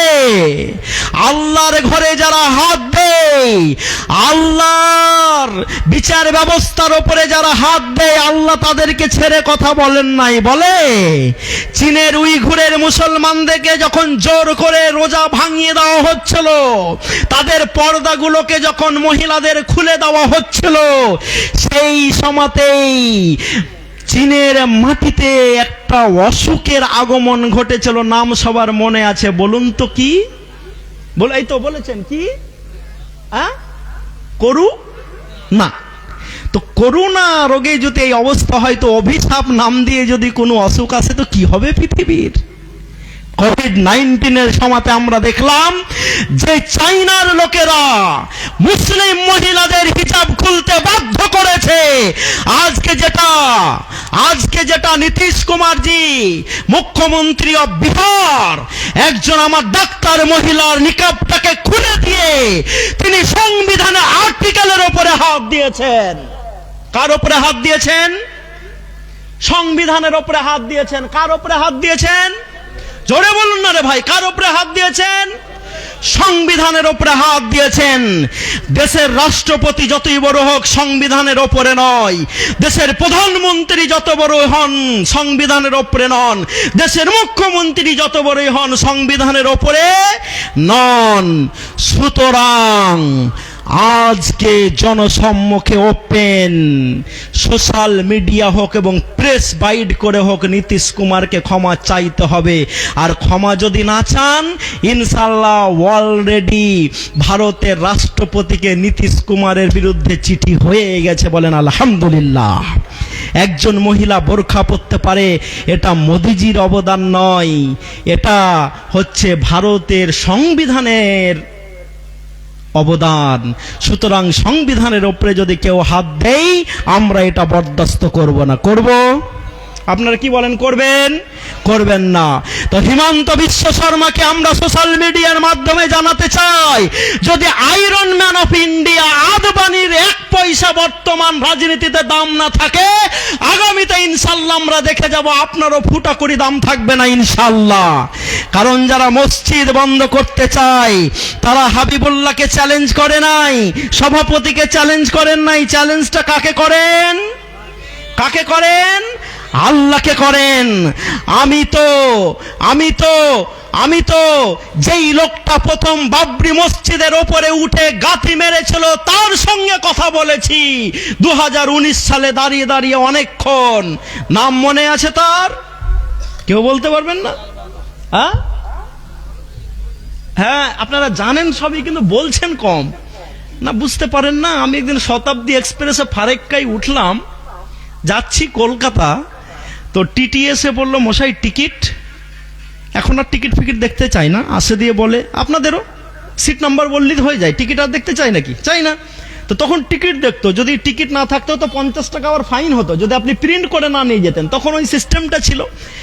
তো আমার পাশেই কালীচকের একজন বসে আছেন, আমি টিকিট দেখালাম, দেখার পরে কালীচকের লোকটা বলছে এই দেখ, টিটিকে বলছে দেখ। তখন টিটি বলছেন এক্সকিউজ মি, মানে আপনি আমাকে দেখ বলছেন, মানে উনি ওটা বোঝাতে চাইছেন এক্সকিউজ মি। তখন কালিয়ে চকের লোকটা কইছে তোকে যে কোহনু হে তো দেখেলে না। তা আমি দেখলাম ব্যাপারটা অন্যদিকে গড়াচ্ছে।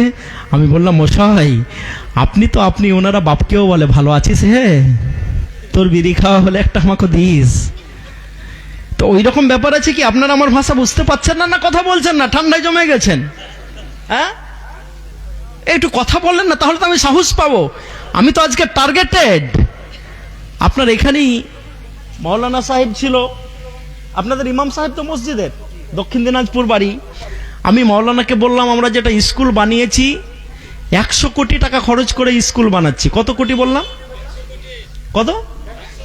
হ্যাঁ, তো আমাকে মজা লেগেছে যে আমি এই কথাগুলো আপনাকে বলতে আসছি এত চাপ নিয়ে। আমার খাওয়ার অভাব না পড়ার অভাব, কি নেই আমার কাছে? হ্যাঁ, সকালে দিল্লি থেকে কলকাতা যাই, কলকাতা থেকে বিকালে ব্যাঙ্গালোর চলে আসি, আবার বাগডোগরা চলে যাই, এত ফ্লাইটের টিকিট আছে আমার। আজকে আপনাকে বলতে এসছি, কেন বলতে এসছি? কারণ আমার যুবকরা কথা বলা বন্ধ করেছে, যাতে আপনি মুখটা খুলেন। যাবেন আল ফুরকান একাডেমি, আমরা 78 বিঘার উপরে তৈরি করছি, এক একটা বিল্ডিং 6 তলা 4 তলা 5 তলা করে করে করছি। রাত দিন কাজ চলছে, 100-150 মিস্ত্রি সব সময় খেটে যাচ্ছে। যাবেন ন্যাশনাল রোডের ওপরে, ভিতরে নয়, যখন উমরপুর পার হয়ে যাবেন দেখবেন ন্যাশনাল রোডের উপরেই আল ফুরকান একাডেমি বড় বোর্ড লাগা আছে। তা আপনাকে দুঃখের কথা আমি বলতে এসছি, আপনি মুখ খুলবেন না। আমার কিসের অভাব আছে? আমি তো 2015 সালে কলেজে জয়েন করেছি, আমার কিসের অভাব? আল্লাহ তো কিছুরই আমার অভাব রাখেনি। আবার এখন কথা বলতে গেলে আমাকে একজন বড় মাওলানা বলছেন, আমি এক জায়গায় বক্তব্য দিচ্ছি, পিছনে উনি একটু আওয়াজ তৈরি করার চেষ্টা করলেন। তা আমাকে একজন মাওলানা দেখাচ্ছেন, বললেন হাবিবুল্লাহ সাহেব দেখেন আপনি বক্তব্য দিচ্ছেন আর পিছনে উনি কেমন করছেন। তা আমি ওনাকে ফোন করলাম কোনো একদিন, অনেক দিন পরে। আমি বললাম সাহেব এনি প্রবলেম, আপনার কোনো অসুবিধা হচ্ছে? তো আমাকে বলছে আপনি জেনারেল শিক্ষিত লোক, এত মঞ্চ কেন দখল করছেন? হ্যাঁ, বক্তা যেমন তেমন বক্তা নয়। ওয়েস্ট বেঙ্গলে যদি 1 থেকে 5 সিরিয়াল করা যায় তো উনিও পড়ে যাবেন তার ভিতরে, এত বড় বক্তা। আমি বললাম আপনি জানেন আমি শুধু জেনারেল শিক্ষিত লোক, I am MA from Calcutta university in Arabic. বলছে আপনার সম্পর্কে তো আমার জানা ছিল না। কেন? আমার দাড়ি ছোট তাই? দাড়ি নাই তো আমি কি করবো, এটা বেঁধে ঝুলিয়ে রাখবো নাকি? হ্যাঁ, নামাজ পড়তে ঢুকছে মুসাল্লিরা, এই তুমি হাফ হাতা শার্ট কেন পরে এসছো? আরে বন্ধু এটা পরে হবে, কেউ যে নামাজই পড়ে না আগে ওকে ঢুকাও। হ্যাঁ, আমি খুব দুঃখিত এবং আশাহত হয়েছি আমার সমাজের এই বক্তাদের কাছ থেকে, যারা মঞ্চে বসে ভালোবাসার কথা না ছড়িয়ে ঘৃণাটা ছড়িয়ে দেয়। আমি আমার 30 বছরের সেই কোটিপতি যুবককে দেখেছি যে বলেছিল আল্লাহ আমি মদ খাবো না, আর আজকের পর থেকে কোনোদিন বারে যাব না। মসজিদে নামাজ পড়তে গেছে, কোনোদিন নামাজ পড়েনি, উজু করেনি। উজু করতে গেছে, হাতটা ধুয়েছে, নাকে প্রথম পানি দিতে হয় না, কোনোই পর্যন্ত ধুতে হয়। আমার 30 বছরের কোটিপতি ছেলে জানে না, ভুলভাল করেছে, কিন্তু তওবাটা করেছে আল্লাহর কাছে। নামাজের প্রথম কাতারেই গিয়েছে, সামি আল্লাহ লিমান হামিদা বলতে হয়, সুবহানা রব্বিয়াল আযীম বলতে হয়, সুবহানা রব্বিল আলা বলতে হয়, জানে না। নামাজে দাঁড়ালে কোথায় চোখটা রাখতে হয় সেটাও জানে না। সালাম ফিরা হয়েছে, মাওলানা আসসালামু আলাইকুম ওয়া রাহমাতুল্লাহি ওয়া বারাকাতুহু, আসসালামু আলাইকুম ওয়া রাহমাতুল্লাহি ওয়া বারাকাতুহু। পাশ থেকে একজন মুসাল্লি, 60 বছরের মুসাল্লি বলেছেন 30 বছর বয়স হয়েছে এখনো নামাজ পড়তে শিখোনি? তখন আমার ইমাম সাহেব ওই দিক থেকে বলেছে, নামাজ তো দূরে থাক, আমি দাঁড়িয়ে দাঁড়িয়ে দেখছিলাম ও উজুটাও করতে জানে না। এই কথা শোনার পর আমার ছেলেটা আশাহত হয়েছে, হওয়ার পর আবার বারে গিয়েছে, মদ খেয়েছে। মদ খাওয়ার পর তার কাছে 1.5 কোটি টাকা দামের ওয়াটি গাড়ি ছিল, পিকআপ দিয়েছে, 200তে পিকআপ তুলে দিয়েছে, মেরেছে, গাড়ির সঙ্গে অ্যাক্সিডেন্ট হয়েছে, মারা গেছে। বলো ওই বারওয়ালা দায়ী না ইমাম দায়ী? কি বলেন আপনি, কে দায়ী? আমার মুসাল্লি যদি বলতো 30 বছর বয়স হয়েছে তো কি হয়েছে, ও তো কোনোদিন নামাজে যায়নি, আলহামদুলিল্লাহ এসছো, তোমাকে শিক্ষা দেওয়ার দায়িত্ব আমাদের। একটু ভালোবাসা দিয়ে যদি তাকে বুকে টেনে নিত, আমার ওই ছেলেটা আবার বাড়ি যেত কি যেত না এটা বলতে পারি না, কিন্তু এইরকম ভাবে যে আবার তাকে ওই পথে আবার ফিরে যেতে হবে এটাও আমি গ্যারান্টি দিয়ে বলতে পারি না। সুতরাং খুবই সতর্ক হতে হবে মুসলিম, কারণ আপনাদের গায়ে ট্যাগ লাগা আছে, কুনতুম খায়রা উম্মাত উখরিজাত লিন-নাস। হ্যাঁ, তোমরাই হচ্ছে সব থেকে উত্তম, এবং তোমাদেরকে মানুষদের ভিতর থেকে বেছে নেওয়া হয়েছে। তোমাদের দুটো কাজ হচ্ছে, তা'মুরুনা বিল মারুফ ওয়া তানহাউনা আনিল মুনকার। দুটো কাজ। কটা কটা কটা? দুটো। কি করবে? ভালো কাজের আদেশ করবে আর মন্দ কাজ থেকে নিষেধ করবে। রাজাপুরে ঝামেলা হয়েছে, এটা কোন থানার আন্ডারে? পুকুরিয়া। দেখছিলাম বোর্ড লাগা, কি থানা? পুকুরিয়া। রাজাপুরে ঝামেলা হচ্ছে, পুকুরে। এটা আইসি থানা না ওসি থানা? কি থানা গো? এটাও জানে না এরা, ওসি থানা। এটাও জানছেন না আপনারা? এত পিছিয়েছেন কেন? মৌলানাদেরকে এই খুতবাগুলো দিতে হবে মসজিদে। হ্যাঁ, তো রাজাপুরে ঝামেলা হয়েছে, পুকুরিয়ার ওসি সাহেব খবর শুনেছেন, শোনার পরে নিজের রুমে সুন্দর করে বসে আছে, এখানে 5টা মার্ডার হয়ে গেছে। ওসি সাহেবকে ছাড়া হবে? আপনি আমি কিছু না বললো এসপি ছাড়বেন? ছাড়বেন? কারণ তার গায়ে একটা ট্যাগ আছে। কি আছে? ট্যাগ আছে যে উনি আমাদের ট্যাক্সের পয়সাতে স্যালারি পান, এবং উনার গায়ে ট্যাগ আছে যে শান্তি শৃঙ্খলা ল অ্যান্ড অর্ডারটা মেনটেন করা হচ্ছে উনার কাজ। সুতরাং তাকে এই পুকুরিয়াতে এসে শান্তি শৃঙ্খলাটা বজায় রাখতে হতো। মুসলমানদের গায়ে একটা ট্যাগ আছে, মুসলমান মুসলমান। যখন গাজাতে তোমার বোনগুলোকে ধর্ষণ করা হয়, চেচনিয়াতে যখন তোমার ওপরে অত্যাচার চলে, আর সেই দাদি যখন কান্না করে বলে এইনাল আরব, এইনাল আরব, কি হচ্ছে এটা? কি করছেন আপনারা? কালেকশন জালসার জন্য করেন, ঝটঝট করে করেন, আওয়াজ করবেন না, কিন্তু কারো যাতে ডিস্টার্বও না হয়, ফাটাফাট দিয়ে দিবেন, এদেরকে বিদায় করে দেবেন। তো অন্য জায়গায় যেমন আগে জালসায় টাকা তুলে আপনারাও সিস্টেম করবেন। এটা শুনলাম নাকি 24 বছরের পুরনো জালসা, তাই তো? ক বছর গো বলছেন না যে 24 বছর। আলহামদুলিল্লাহ। আর যেই বাড়িতে ভাত খাচ্ছিলাম, খুব সুন্দর রান্না করেছেন আলহামদুলিল্লাহ, আরো হাতে বরকত দিক। হ্যাঁ বলেন। আসসালামু আলাইকুম। আপনারা অবগত আছেন, এটা আমাদের মসজিদ মাদ্রাসা জালসা নয়, এটা তাবলিগি জালসা। এই জালসা, এই প্যান্ডেল, এই বক্তাগণ ইত্যাদি অ্যারেঞ্জমেন্ট করার জন্য আমাদের কিছু খরচের প্রয়োজন। আমি সেই খরচকে সামনে রেখে আপনাদের কাছে আবেদন করছি, আমাদের আদায়কারীরা চাদর নিয়ে যাচ্ছে, আপনারা টুকটুক করে 10 টাকা, 20 টাকা, 50 টাকা যে যা পারেন দিবেন এবং সুন্দর বক্তৃতা আপনারা শ্রবণ করুন। এরপরও আমাদের প্রধান বক্তা আছেন আব্দুল করিম সাহেব, আপনারা শুনবেন, সুন্দর পরিবেশ বজায় রাখবেন। এই ছোট্ট কথা বলে শেষ করছি। আসসালামু আলাইকুম। ওয়ালাইকুম আসসালাম। তো আপনাদের দিয়ে দিবেন ঝটঝট করে, কারণ এর তো আর কোনো সোর্সের জায়গা নেই, আপনারাই সোর্স আর কি। আলহামদুলিল্লাহ। তো খাচ্ছিলাম, গত বড় সেই বাড়িতেই খাইয়েছে, আবার এই বাড়িতে খাইয়েছে, তো তারাই বলছিল যে এটা আমাদের 24 বছরের জালসা। মাওলানারা খেলে তো আলহামদুলিল্লাহ প্রশংসা করতে হয় না? মায়েরা এত কষ্ট করে রান্না করছেন, আপনার সামনে খাবার দিচ্ছেন, লেট করে বাড়ি এসছেন, আবার গরম করে দেন নাই? আমার বউ বলছেন যে আমি রাত্রে জি ভরে ঘুমাতে পাই না। বললাম কেন? বলছে আপনি তো বেশিরভাগ দিনই রাত্রি 2টা, রাত্রি 3টা, রাত্রি 4টা রাত্রিবেলাতে আসছেন। তো আমি আমার বউকে বললাম তাহলে আজ থেকে এক কাজ করি, স্কুলে থাকার ব্যবস্থা করে নিই। বললো ওইটা যদি করেন তাহলে আমি আরও খেপে যাব। তা আমি বললাম তুমি যাতে শান্তিতে থাকো তাহলে বাড়িতেই আসতে হবে, তো কষ্ট তো তোমাকে পেতে হচ্ছে। তো রাত্রি 2টোর সময়তেও যদি ঢুকি, তারপরেও জিজ্ঞেস করে কিছু খাবেন? তো যেই মহিলাগুলো আমাদেরকে এত পরিষেবা দেই, যখন খেতে বসি তখন কি একবার বলতে পারি না, রহিমের মা তোমার তরকারিটা খুব সুন্দর হয়েছে, কোন হাতে রান্না করেছে একটু হাতটা দেখানো যাবে না? আরে একটু আর্টিফিশিয়াল হোক না, কৃত্রিম হোক না, অসুবিধা কি আছে? বলা যেতে পারে কি পারে না? যাবে কি যাবে না?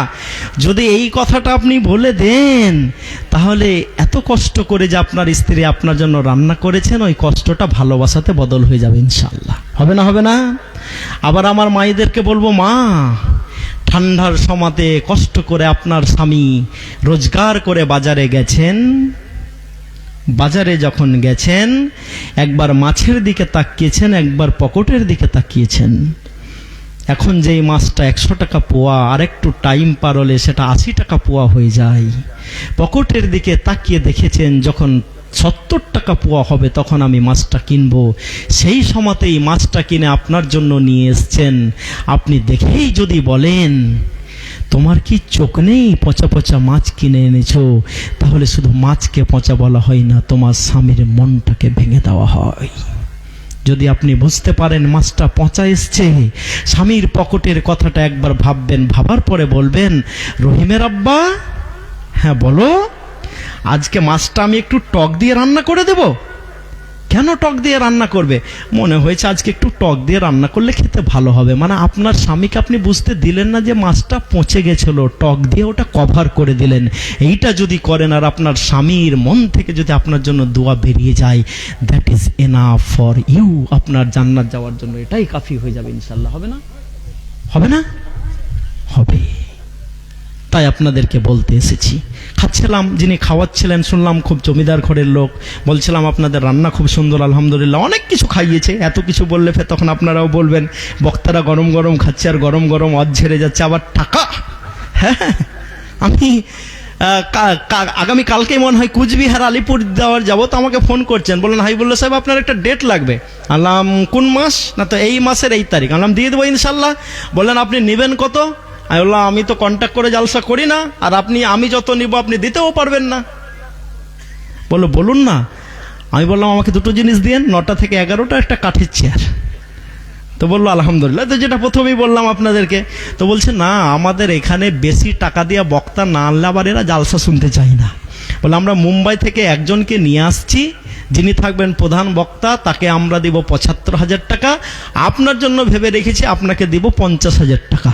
আমি বললাম আপনার ৫০,০০০ টাকা লাগবে না, আমাকে 5টা বাচ্চা দিয়ে দেন আল ফুরকান একাডেমির জন্য। আলহামদুলিল্লাহ। তো বক্তাদের টাকাও তো অনেক নাকি, কি তো কি ভাবছেন যে ৫০,০০০ টাকা আপনারা দিবেন নাকি আমাকে? মইনুল হক ভাই বলতে পারবে নাকি যে আমি কথা করেছি? হ্যাঁ? তো যাক আলহামদুলিল্লাহ, আমাদেরকে বন্ধু মুখ খুলতে হবে। মুখ যদি আমরা না খুলি এই সুন্দর ভারতকে আমরা হারিয়ে ফেলবো। এই সুন্দর ভারতকে নতুন করে আমরা আর হারাতে চাই না। যারা যারা মুসলমানদের ওপরে আজকে প্রশ্ন তুলছো, আঙুল তুলছো, যারা মুসলমানদেরকে দেশকে ভালোবাসে কিনা এই নিয়ে কোশ্চিন করছো, আমি হাবিবুল্লাহ আপনাদের সামনে একটা ডকুমেন্টস নিয়ে এসেছি। সভাপতি সাহেব দেখেন, একজন রাজা মাথাতে তার মুকুট, দেখেছেন? একজন রাজা মাথাতে তার মুকুট। দেশের আমাদের ভারতবর্ষে তখন সালটা চলছে 1962 সাল। কত সাল বললাম? কত সাল বললাম? মনে রাখতে হবে, কত সাল বললাম? 1962 সাল। ভারতের সঙ্গে চায়নার যুদ্ধ লেগেছে। দেশের তখন প্রধানমন্ত্রী হচ্ছে লাল বাহাদুর শাস্ত্রী, মনে থাকবে? লাল বাহাদুর শাস্ত্রী আমার দেশের প্রধানমন্ত্রী। আমার দেশের প্রধানমন্ত্রী বলছে দেশের অস্ত্র ভান্ডার আজকে খালি হয়ে গেছে, দেশকে চালানোর মতো, যুদ্ধ চালিয়ে যাওয়ার মতো আমাদের কাছে আর টাকা পয়সা নেই। যারা মুসলমানদেরকে আজকে এসআইআর করে ভারত থেকে তাড়িয়ে দিতে চাইছো, আলহামদুলিল্লাহ নুঙ্গি বাহিনীকে তাড়াতে যে সব ধুত্তি বাহিনীর নাম নাকি কাটা পড়ে যাচ্ছে, পড়ছে না পড়ে নাই? পড়ছে না পড়ে নাই? না এটাও বলবেন না পড়ছে না পড়ে নাই? আরে ভারত থেকে মুসলমানদের কাছে যাওয়ার অপশন ছিল। আমি সেদিন মাওলানা আবুল কালাম আজাদকে দিল্লির জামে মসজিদের বারান্দাতে দাঁড়িয়ে বক্তব্য দিতে শুনেছিলাম। ও মুসলমানো কাহা যা রহে হো তুম, जहां तुम्हारे अजदाद की कब्र है, जहां तुम हो तुमने ताजमहल बनाया, लाल किला बनाया, कुतुब मीनार बनाया। मुसलमान এই ভারত ছেড়ে তোমরা কোথায় চলে যাচ্ছ? পাকিস্তানে। যেই দেশকে তোমরা কুতুব মিনার দিয়েছো, লাল কেল্লা দিয়েছো, দিল্লির জামে মসজিদ দিয়েছো এবং তাজমহল দিয়েছো, সেই দেশ ছেড়ে তোমরা চলে যাচ্ছ পুটলি মাথায় করে। পুটলি নামিয়ে নাও, নামিয়ে নাও। সেদিন যদি সবাই পুটলি নামিয়ে নিত, দেশ যদি ভাগ না হতো, আমি হাবিবুল্লাহ যতটুকু ইতিহাস জানি, আমি যতটুকু গবেষণা জানি, বর্তমান ভারতের 42 কোটি মুসলমান আর ওইদিকে বাংলাদেশের 18 কোটি মুসলমান দিয়ে কত হলো বলুন? 42 আর 18তে 60। পাকিস্তানে কত মুসলমান? কত? আল্লাহু আকবার। কিছুই আমরা আমাদের ইতিহাস সম্পর্কে জানি না। পাকিস্তানে যদি আমরা 30 কোটি ধরে নিই, তাহলে 60 আর 30-এ কত বলুন? কত? 90। আমাদেরকে কেউ মাইনরিটি বলতে পারতো ভারতে? পারতো কেউ মাইনরিটি বলতে? প্রধানমন্ত্রী মুসলমান হতো। এখানেও অনেক খেলা আছে, ইনশাল্লাহ কোনোদিন যদি টাইম হয় তো খেলা দেখাবো আপনাকে। কারণ আমরা তো প্রশ্ন করতে পারি যে মোহাম্মদ আলী জিন্নাহ নাকি কায়েদে আজম যাকে বলা হয়, তিনি একাই বাংলার পাকিস্তান ভাগ করে দিলেন। তো আমার ব্যারিস্টার মহাত্মা গান্ধী সেদিন কি করছিলেন? আমাদের জওহরলাল নেহরু সেদিন কি করছিলেন? প্রতিবাদ করার দরকার ছিল কি ছিল না? ছিল কি ছিল না? প্রতিবাদ হয়নি। কেন হয়নি? এই চশমাটা দিয়েই দেখা হয়েছিল যে পাকিস্তান যদি ভাগ না হয়, তাহলে ভারতের প্রধানমন্ত্রী কে হয়ে যেতে পারে? কে হয়ে যেতে পারে? অনেক খেলা আছে, আপনাদেরকে সতর্ক হতে হবে। মুমিন বোকা হয় না। বোকা হয়? মুমিন বোকা হয়? হ্যাঁ, বোকা নয় তো কি। এই ডিসেম্বর মাসের 17 তারিখ, আর বাংলা কি চলছে? বাংলা কোন মাস? পৌষ মাস। পৌষ মাসের কত তারিখ আজকে? দেখছেন আমাদের কি কালচার হয়েছে, বাংলায় বাস করে বাংলা মাস ভুলে যাচ্ছি। পৌষ মাসের 1 তারিখ। মুমিন বোকালয় তো এমনি পৌষ মাসের রাত্রি 4টার সময়তে উঠে ভোর বেলাতে ঠান্ডা পানিতে উজু করে গুটগুট করে মসজিদে যায়। কি মনে হচ্ছে বোকা নয়? ওই সময় বিছানার ঘুমটা আনন্দ লাগে না? আমাকে বীরভূম থেকে ফোন করেছেন। গত কয়েকদিন আগে আমরা বীরভূমে একটা ব্রাঞ্চ করেছি আল ফুরকান একাডেমির। বলছেন হাবিবুল্লাহ সাহেব জানেন, যাদের বয়স 80 হয়ে গেছে, 70 পেরালেই তাদেরকে জিও ট্যাগে ফটো তুলতে হচ্ছে। আপনার বয়স কত হলো? আপনার বয়স 70। আমি গতকালকে এক জায়গাতে জালসা করে এলাম, যিনি ওইখানকার সভাপতি তার বয়স হচ্ছে 87 বছর। কত বললাম? তা আপনারা যে হারে আওয়াজ করছেন ওর থেকে উনি আমার পাশে বসে আছেন, আপনাদের থেকে বেশি আওয়াজ করছেন। তো 60 বছর, 70 বছর, 80 বছর, 90 বছর, যাদের বয়স 80 বছর হয়ে গেছে দিয়ে 5 ওয়াক্তের নামাজ পড়ে, তাদের শরীর স্বাস্থ্যটা দেখেছেন ফিট থাকে না থাকে না?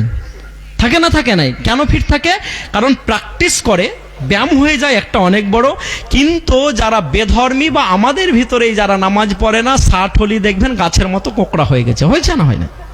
হয় না হয় নাই? তো আপনি নামাজ পড়বেন কি পাবেন? নেকি পাবেন। রোজা করবেন কি পাবেন? নেকি পাবেন। হজ করবেন কি করবেন? কি পাবেন? নেকি পাবেন। দান করবেন কি পাবেন? নেকি পাবেন। তো আল্লাহ কি শুধু নেকি দিবে, টাটকা কিছু লাভ দেয় না? দেয় না? যদি কেউ নামাজ পড়ে, সিজদাতে যখন সেই ব্যক্তি যায়, একমাত্র পৃথিবীতে একটাই অবস্থা, যেই অবস্থাতে হার্ট থেকে ব্রেনটা নিচু হয়, সেটা হচ্ছে সিজদার অবস্থা। যখন কেউ সিজদাতে যায় তখন তার ব্রেনের সব থেকে বেশি কি বলে যে আপনার সেলগুলোতে রক্ত পৌঁছায়, বলেন আলহামদুলিল্লাহ। এটা হচ্ছে টাটকা লাভ। রোজা করলে কি হয় নাকি আপনি পাবেন, টাটকা কিছু লাভ নেবেন না। একজন রোজার ওপরে গবেষণা করতে গিয়ে নোবেল পেয়েছেন, তিনি গবেষণা করে বলেছেন মানুষ যখন রোজা করে তখন তার শরীরে অটোফেজি বলে একটা সিস্টেম চালু হয়ে যায়। ওই সিস্টেমের মাধ্যমে কি হয়, দেহের ভিতরে যে উদ্বৃত্ত কোষ আছে যেগুলো ক্যান্সার সৃষ্টি করে, ওই কোষগুলোকে তখন আমাদের শরীর খেয়ে ফেলে, ফলে কেউ রোজা করলে তার ক্যান্সার হবে না। নারে তাকবীর। বলবেন না আলহামদুলিল্লাহ? বলবেন না? টাটকা লাভ নেবেন না? আরে জাকাত দিলে নেকি হয়, কিন্তু টাটকা লাভ কি জানেন? বিশ্বনবী মুহাম্মদ রাসূলুল্লাহ সাল্লাল্লাহু আলাইহি ওয়াসাল্লাম উসমানকে দেখছেন আর বলছেন, উসমান তুমি শুধু বলেছো লা ইলাহা ইল্লাল্লাহ, তাই তোমাকে সোয়াবে আবি তালেবে গাছের পাতা খেতে হচ্ছে। কতদিন খেতে হচ্ছে? প্রায় 3 বছর। কতদিন বললাম? 3 বছর। খন্দকের যুদ্ধের সময়তে বিশ্বনবী মুহাম্মদ রাসূলুল্লাহ সাল্লাল্লাহু আলাইহি ওয়াসাল্লামকে সাহাবীরা এসে বলছেন, ইয়া রাসূলুল্লাহ, ইয়া হাবিবাল্লাহ, ইয়া রাসূলুল্লাহ, ইয়া হাবিবাল্লাহ, আমরা খেতে পাইনি, আমাদের বাড়িতে খাবার হয় না, আমাদের বাচ্চারা তার মায়ের দুধ খেতে পাই না। আল্লাহর রাসূল নিজের কাপড়টাকে উঠালেন, উঠার পর বললেন, দেখো আমি মুহাম্মদুর রাসূলুল্লাহ সাল্লাল্লাহু আলাইহি ওয়াসাল্লাম খেতে পাই নাই, পেটের ভিতরে আমি 3খানা পাথর বেঁধে রেখেছি। কেন রেখেছি জানো? এই জন্য আমি 3খানা পাথর বেঁধে রেখেছি যাতে আমার পেটটা ভিতরে ঢুকে না গিয়ে আমার পিঠটা কুজো না হয়ে যায়। যেই রাসূল খেতে পাননি, যেই সাহাবীরা খেতে পাননি, মাত্র কয়েক বছরের মাথাতে 644 ডেটগুলো মনে রাখবেন মুসলমানরা, ওয়ান রেকর্ড বলে যাচ্ছি। 644 খ্রিস্টাব্দে 23 হিজরি হযরত উমারে ফারুক রাদিয়াল্লাহু তাআলা আনহু শহীদ হচ্ছেন, তিনি মারা যাচ্ছেন, শহীদ হচ্ছেন। সেই সময়তে মুসলমানদের হাতে এত টাকা আসতে শুরু করেছে, সকাল বেলাতে মুসলমানরা যখন পোঁটা ফেলছে তো রেশমি রুমালে পোঁটা ফেলছে। কিসে পোঁটা ফেলছে? কিসে? এবং জাকাত নেওয়ার লোক খুঁজে পাওয়া যাচ্ছে না। কেন পাওয়া যাচ্ছে না জানেন? কারণ হচ্ছে মুসলমানরা জাকাত দেওয়ার সিস্টেমটাকে অ্যাডাপ্ট করেছিল, গ্রহণ করে নিয়েছিল। তো জাকাত দিলে নেকি পাওয়া যাবে, ওটা তো যাবেই। দুনিয়াবি লাভ হচ্ছে জাকাত যদি দেন তাহলে গরিব কেউ থাকবে না, বলেন আলহামদুলিল্লাহ। যখন দুবাই গেলাম, দুবাই থেকে আমাকে আবুধাবি নিয়ে যাওয়া হলো। আবুধাবি যখন গেলাম তখন সেখানকার যেটা আবুধাবির মসজিদ বানানো হয়েছে, মসজিদে যখন ঢুকলাম, ঢুকার পরে দেখছি ফ্যান যে সব লাঠিগুলোতে ঝুলানো আছে, ডান্ঠাগুলোতে, সবই হচ্ছে সোনার। বলেন সুবহানাল্লাহ। প্রত্যেকটা খাম্বা যতদূর মানুষের হাত যাবে তার ওপর থেকে প্রত্যেকটা খাম্বায় সোনা লাগানো আছে, এবং প্রতিটা গম্বুজে অরিজিনাল সোনা দিয়ে গম্বুজ তৈরি করা আছে। নারে তাকবীর। আজকেই বাড়ি যাবেন, গুগলটা করে আবুধাবির গ্রান্ড মসজিদটা একবার দেখে নিয়েন। তা আমরা কি শিখেছি জানেন? কোরআনের কোথাও এই কথাটি লেখা নেই যে জাকাত তুমি নেবে, বলা হয়েছে জাকাত তুমি দেবে, জাকাত দেবে। আমরা মৌলভী সাহেবরা আপনাদেরকে খালি জাকাত নেবটা শিখালছি, জাকাত দেবটা শিখাতে পারিনি। এটা আপনাদের দোষ নয়, এটা আমাদের দোষ। একবার ঠান্ডা মাথায় ভাবুন তো, রাজাপুরের মানুষ, ইসলামের ফরজ কটা? বুনিয়াল ইসলাম আলা খামসিন, শাহাদাতু আল্লা ইলাহা ইল্লাল্লাহ। ইসলামের মৌলিক ভিত্তি স্তম্ভ হচ্ছে 5টা। কটা? কটা? লা ইলাহা ইল্লাল্লাহ বললেন, নামাজ পড়লেন, ওয়াতুজ যাকাত, যাকাত দিলেন, ওয়াসামা রমজান, রোজা করলেন, সিয়াম পালন করলেন, আর হজ, এবং হচ্ছে হজ। তাহলে ইসলামে ফরজ কটা? খালি এটাই শিখে রেখে দেন, কাজ লেগে যাবে ইনশাআল্লাহ। ইসলামে ফরজ কটা? কটা? 5টা। একটা হচ্ছে লা ইলাহা ইল্লাল্লাহ বলা, একটা হচ্ছে নামাজ পড়া, তারপরে আরো 3টা আছে। দেখেন আমরা যেটা আপনাদেরকে শিখাতে পারিনি, আজকে আমি শিখিয়ে যাচ্ছি। লা ইলাহা ইল্লাল্লাহ সবাই বলতে পারে কি পারে না? পারে কি পারে না? পারে। নামাজ সবাই পড়তে পারে কি পারে না? পারে। রোজা সবাই করতে পারে কি পারে না? পারে। হজ সবাই করতে পারে, জাকাত সবাই দিতে পারে, পারে না। তাহলে জাকাত দিতে গেলে আপনাকে কি হতে হবে? মালদার হতে হবে। হজ যদি করতে হয় আপনাকে কি হতে হবে? মালদার হতে হবে। মানে 3টা গরিব থাকা অবস্থাতেও করা যায়, 2টার জন্য বড় লোক হতে হবে। সেটা হচ্ছে জাকাত দেওয়া আর হজ করা। মানে ইসলাম আপনাকে সাইলেন্টলি টাকা ইনকাম করার জন্য ইন্সপিরেশন দিয়েছে, আপনাকে উৎসাহ জুগিয়েছে যে ইসলামের 5টা স্তম্ভ যদি তোমাকে পালন করতে হয় তো তোমাকে টাকা ইনকাম করতে হবে না? হবে না? হবে না? হবে না? হবে।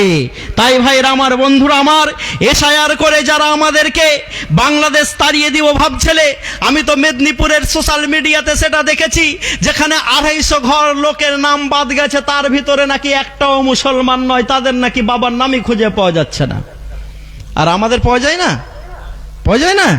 হ্যাঁ, আমরা তো বাপ দাদা যাকে বলবেন, আমার দাদার একটা ছবি আমাকে পাঠালো কদিন আগে। আমার দাদা মারা গেছেন 2003 সালে। 1995 সালে আমার দাদুর দেখলাম একটা জামা পরে ছবি তোলা আছে। আমি মৌলানাকে সেদিন দেখাচ্ছিলাম যে কয়েস বিশ্বাস আমার দাদু 1995 সালে ওই পাঞ্জাবি কোথায় পেলেন যে সাইডে বুতাম লাগিয়ে এরকম ভাবে স্টাইল করা পড়তে হবে? হ্যাঁ, আমার দাদুর নাম কয়েস বিশ্বাস। আমার দাদির যখন বিয়ে হচ্ছে, আমার দাদির বাবা ছিল 700 বিঘা জমির মালিক।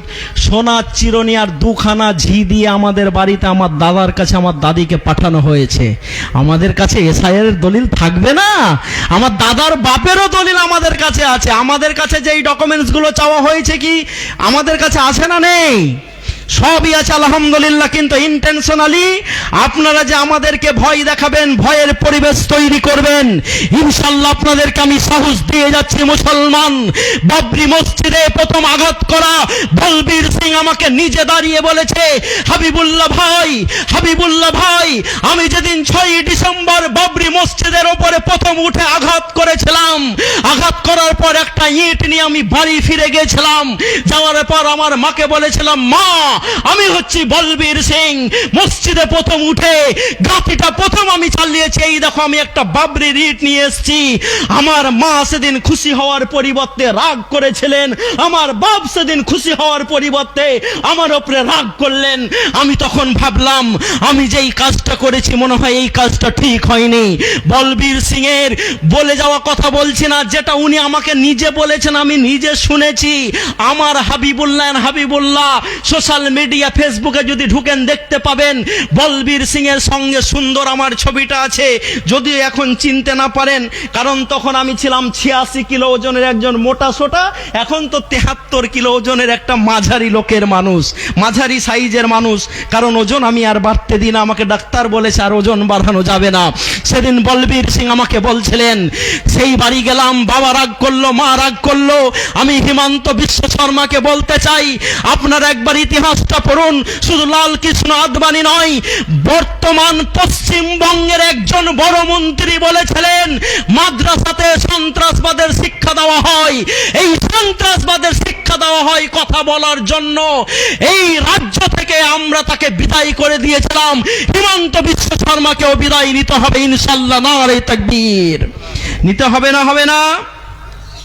আমি আমার টাইমই আছে তো। আমার টাইম কটা? 11টা তো বলবেন তো? হ্যাঁ, না আমাকে এতে আসতে হবে তো। সরি না না না, আমি অন্য কিছু ভেবে বেশি বলতে লেগেছি। এত বলা যাবে না, কারণ দিনে বলতে হয়, সকালে বলতে হয়। তো যেই কথাটি বলে আপনাদের আমি সাহস দিতে চাইছি, উনি বললেন আমি বাড়ি থেকে বেরিয়ে গেলাম। বেরিয়ে যাওয়ার পরে একাকি ঘুরছি আর মনের ভিতরে একটা ভীতির সঞ্চার হচ্ছে, এবং কেউ যেন আমাকে বলছে বলবীর সিং তুমি বাবরির গম্বুজের ওপরে উঠে যে প্রথম আঘাতটা করেছো এটা তোমার ঠিক হয় নাই। আপনি আমার পেজে ঢুকবেন, তার সঙ্গে আমার ছবি দেওয়া আছে। বলছেন আমাকে কেউ যেন অদৃশ্য থেকে ডাকছে একজন। এই করতে করতে 6 মাস কেটে গেল। একদিন আমি বলেই ফেললাম আশহাদু আল্লা ইলাহা ইল্লাল্লাহ ওয়া আশহাদু আন্না মুহাম্মাদুর রাসূলুল্লাহ। বলে ফেললাম। বলে ফেলার পরে আমি একটা প্রতিজ্ঞা করলাম, হাবিবুল্লাহ ভাই हमने एक वादा किया। बोला क्या वादा किया साहब?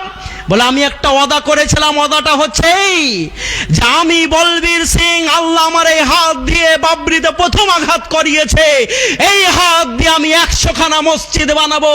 আমার সঙ্গে 2019 সালে যখন বলবীর সিং এর কথা হচ্ছে, তখন তিনি এই হাত দিয়ে 93খানা মসজিদ বানিয়ে ফেলেছেন। নারে তাকবীর। তো যেই লোকটা বাবরিতে উঠে প্রথম আঘাত করে, প্রথম বাবরিতে আঘাত করে শহীদ করে বাবরিকে ধ্বংস করার পরিকল্পনা করে, তাকে দিয়ে যদি আল্লাহ 100খানা মসজিদ বানার ওয়াদা করিয়ে নেন, তো আজকে যারা মসজিদ মিটিয়ে দিব বলে স্লোগান দিচ্ছে, তাদেরকে দিয়ে আল্লাহ মসজিদ বানাতে পারেন না? পারেন নাই? আপনারা কি বলেন, পারেন না? পারেন নাই? পারে।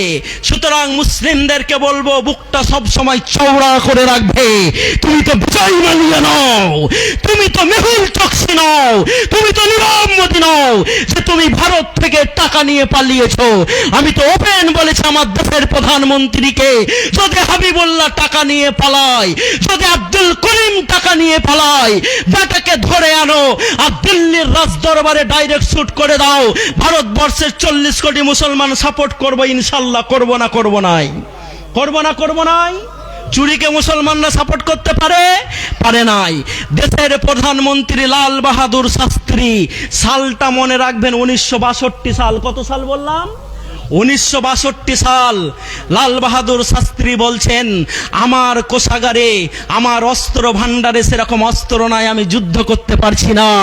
সেদিন হায়দ্রাবাদের একজন বাদশাহ নিজাম তাকে ডাকছেন। কাকে ডাকছেন?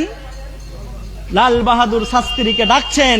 ডাকার পর বললেন আমার কোষাগারে সোনা আছে। সোনার ওজন কত? 100 গ্রাম, 1 কেজি, 1 কুইন্টেল না, আমার এখানে 5 কুইন্টেল 5000 কেজি সোনা আছে। এই সোনা নিয়ে যে আপনি ভারতের অস্ত্র ভান্ডারকে সুসজ্জিত করুন। নারে তাকবীর। নাম তার কি? উসমান আলী। নাম তার কি? Usman Ali. 5000 KG. Not a matter of jokes. মুসলমান মায়েদের এইরকম কলিজা থাকতে হবে। 4টা ছেলে শহীদ হয়েও খানসা যদি আলহামদুলিল্লাহ পড়তে পারে, শাহনওয়াজকে নেতাজিকে বিয়ে দেওয়ার পরে শাহনওয়াজের মা যদি বলতে পারে যাও আমার বেটাকে নিয়ে যে দেশের জন্য বিলিয়ে দিলাম, নিয়ে যাও, এই কলিজাই বুকের পাটা যদি দেখাতে পারে তো একমাত্র মুসলিম মহিলারাই পারে। উম্মে আম্মারাই তো পারে। ওহুদের যুদ্ধে যেদিন তালহা বলেছিলেন নফসি লে নফসি কাল ফিদাও ওয়া ওয়াজহি লে ওয়াজহি কাল বিকাও, আল্লাহ রাসূল গো মুখ বার করবেন না, আমি তালহা আপনার সামনে দাঁড়িয়ে যাচ্ছি, তলোয়ার আমাকে এসে লাগুক। এই দৃশ্য একমাত্র মুসলমানরাই দেখাতে পারে, তাছাড়া পৃথিবীর কোনো জাতি দেখাতে পারে না। নারে তাকবীর। তাই আপনাদেরকে আমি বলতে এসেছি রাজাপুরের মানুষ, the situation is very crucial. এই টাইমটা চলছে অত্যন্ত ভাইটাল। সুতরাং এখন এক পা ফেললে ভেবে ফেলবেন, সাবধান ব্যবধানে ফেলবেন এবং এর পরে খুব ভালো দিন আসছে, বলেন আলহামদুলিল্লাহ। বর্তমান পৃথিবীতে মানুষের সংখ্যা কত জানেন? 800 কোটি। কত বললাম? 800 কোটি। 800 কোটি মানুষের ভিতরে শুধু একাই মুসলমানরা এখন 200 কোটি, বলেন আলহামদুলিল্লাহ। বলেন জোরে করে আলহামদুলিল্লাহ। তো ইসলাম আগামী 25 বছরের পর 2050 সাল হতে হতে বিশ্বের মেন শক্তিতে পরিণত হতে চলেছে। নারে তাকবীর। কথাটা যদি হাবিবুল্লাহর হতো তাহলে আমি এখান থেকে অ্যারেস্ট হয়ে যেতাম, কিন্তু কথাটা তো আমার নয়, কথাটা যারা বিশ্ব নিয়ে গবেষণা করছেন তাদের, বলেন আলহামদুলিল্লাহ। যারা মুহাম্মদ রাসূলুল্লাহ সাল্লাল্লাহু আলাইহি ওয়াসাল্লামের ধর্মকে মিটিয়ে দেওয়ার জন্য চেষ্টা করে, যারা 2001 সালে উই আর ফাইট এগেইনস্ট ইসলাম, ইসলামের বিরুদ্ধে যেই বুশ যুদ্ধ করার ঘোষণা দেয়, সেই আমেরিকার মাটিতে আজকের দিনে কোনো ছেলে জন্মগ্রহণ করলে মা বাপ সুন্দর আদর করে একটা নাম রাখছে। নামটা জানেন? নামটা হচ্ছে মোহাম্মদ, বলেন আলহামদুলিল্লাহ। যেই মসজিদের উপরে বোমা ফেলে ফেলে ইরাককে ধ্বংস করা হয়েছে, একটা সার্বভৌমত্ব দেশ আফগানিস্তানকে শেষ করে দেওয়া হয়েছে, সিরিয়াতে গৃহযুদ্ধ লাগিয়ে সেখানে রক্ত সংগঠিত করা হয়েছে, যেই মসজিদকে শেষ করে দেওয়ার যারা পরিকল্পনা করে, আমি হাবিবুল্লাহ আপনাদেরকে সাহস দিয়ে বলে যাচ্ছি, এই আমেরিকার গলিতে গলিতে আজকে যেই ঘরটা রাতের বেলা দিনের বেলা সকালবেলা গড়িয়ে গজিয়ে উঠছে এবং তৈরি হচ্ছে, সেটা হচ্ছে মসজিদ, বলেন আলহামদুলিল্লাহ।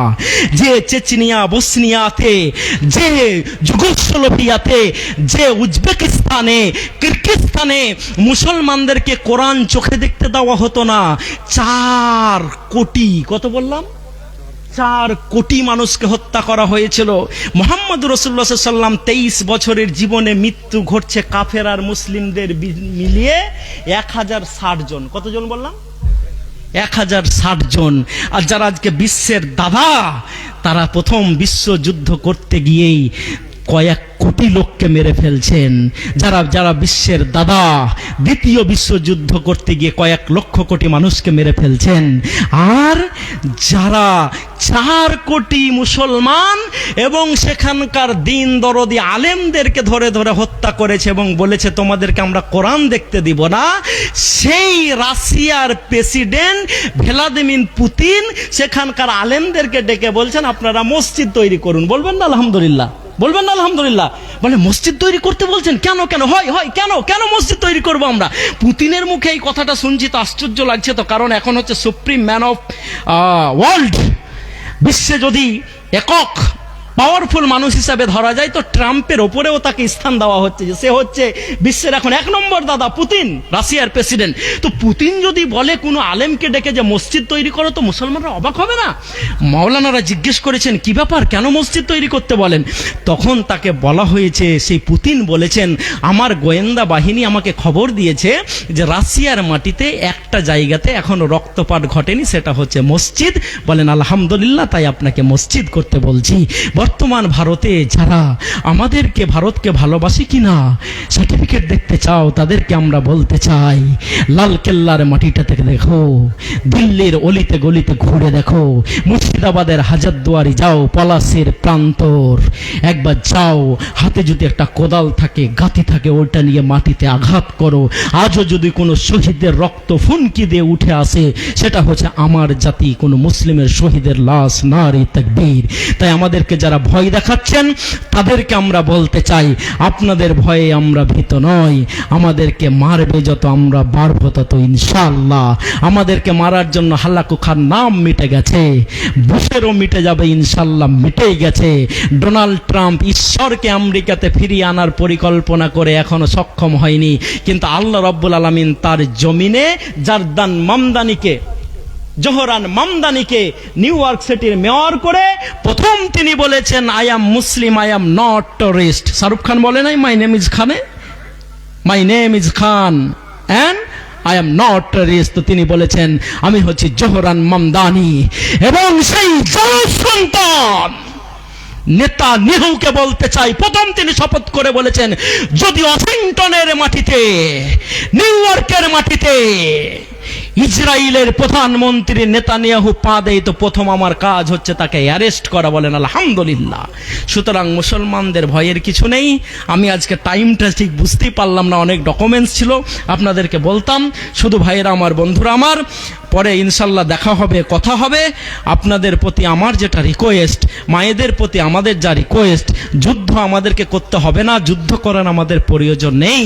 মায়েরা যখন মুসাল্লাতে যাবেন একটু দাঁড়াবেন আর বলবেন, আল্লাহ আমার বেটাগুলো মোহাম্মদ বিন কাসিম করে দাও। যখন মুসাল্লাতে দাঁড়াবেন বলবেন, আল্লাহ আমার বেটাটাকে আলীর মতো করে দাও।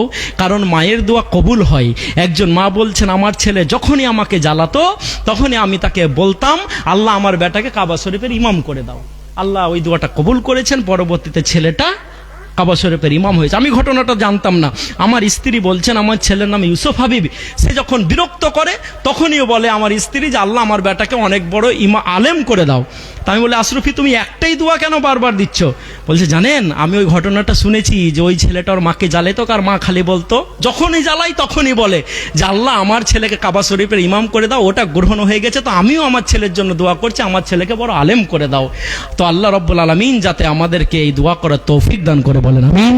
এসআইআরে যাদের নোটিশ আসবে তারা কেয়ারফুলি, এমএলএ সাহেব যেহেতু বলেই দিয়েছেন, আমি সেদিকে আর বলতে হবে বলে মনে করছি না, কেয়ারফুলি দেখবেন। এবং রাজাপুরে মাদ্রাসা আছে কি? আছে। রাজাপুরের মাদ্রাসা ওয়াকাফ স্টেটে তোলা আছে। যদি তোলা থাকে ভালো কথা, আর যদি না তোলা থাকে নতুন করে এই মুহূর্তে আমাদের করার কিছু নেই, পরে যেটা হবে সেটা দেখা যাবে ইনশাল্লাহ। হ্যাঁ, এটা মনে রাখবেন, কোনো মসজিদ যেটা ওয়াকাফ স্টেটে ইসি নাম্বার যাদের নেই, ওয়াকাফ স্টেটে যখন এটা না তোলা আছে তো সেন্ট্রাল উম্মিদ পোর্টালে তোলার দরকার নেই। যদি এইখানে তোলা থাকে তাহলে ওইখানে তুলবেন, মনে থাকবে আপনাদের। তো এসআইআর এর নোটিশগুলো আপনারা ঠিকঠাক করে দেখবেন। আমি মাদ্রাসার জন্য বলি, যেহেতু আমি জামিয়া রহমানের এমসি কমিটির মেম্বার, আমাকে জোর করে যারা বড়লোক পার্টি, মোস্তাক সাহেব বলেন, আরও বিড়ি কোম্পানিরা বলেন, ওইখানে সব থেকে কম বয়সের আমি হচ্ছি কমিটির মেম্বার। তো আমি ছেড়েও দিয়েছিলাম, 3 বছর চালানোর পর বললাম আর পারবো না, জোর করে আবার 5 বছর করে দিয়েছে। তো আমরা ওইখানে এসআইআর এর হেল্প ডেস্ক তৈরি করেছি। আপনারাও যদি করেন তাহলে ইনশাল্লাহ মাদ্রাসার প্রতি লোকের ভক্তি বেড়ে যাবে। পারবে না? পারবে না? হ্যাঁ, এই মাদ্রাসা থেকেই সব শিক্ষা দেওয়া হতো। পরিশেষে আমার নিজের জন্য একটা কথা বলে যাচ্ছি, কেউ যদি তাদের বাচ্চাকে হাইব্রিড মডেলে পড়াশোনা করাতে চান, যেহেতু আমাদের স্কুলের ব্যাপারটা আছে, খরচ খরচা অনেক বেশি, আমরা 2টা লোককে বলে যাচ্ছি, যার টাকা অনেক বেশি আছে যোগাযোগ করবেন আমাদের সাথে, মইনুল হক ভাইয়ের সাথে। কারণ আমাদের ভর্তি ফি 25,000 থেকে 40,000, মাসিক খরচ হচ্ছে 5,500 থেকে 9,000 টাকা। যাদের টাকা বেশি আছে তারা যোগাযোগ করবেন, আর যাদের টাকা কম আছে কিন্তু ব্রিলিয়ান্ট ছাত্র আছে যাদের ঘরে, তারাও যোগাযোগ করবেন ইনশাল্লাহ। আমাদের 2025-এ শুরু করেছি, আর বললাম যে 100 কোটি টাকা খরচ করে আমরা স্কুল করছি। অনেক বড় স্কুল আমরা করে ফেলেছি। আমাদের স্কুল 78 বিঘার ওপরে একটা ক্যাম্পাস তৈরি হচ্ছে, এবং সব বড় বড় বিল্ডিং। আপনাদেরকে আমন্ত্রণ জানিয়ে যাচ্ছি, পরে দেখা হবে। আল্লাহ জালসা কমিটিকে কবুল করুক। আসসালামু আলাইকুম ওয়া রাহমাতুল্লাহি ওয়া বারাকাতুহু।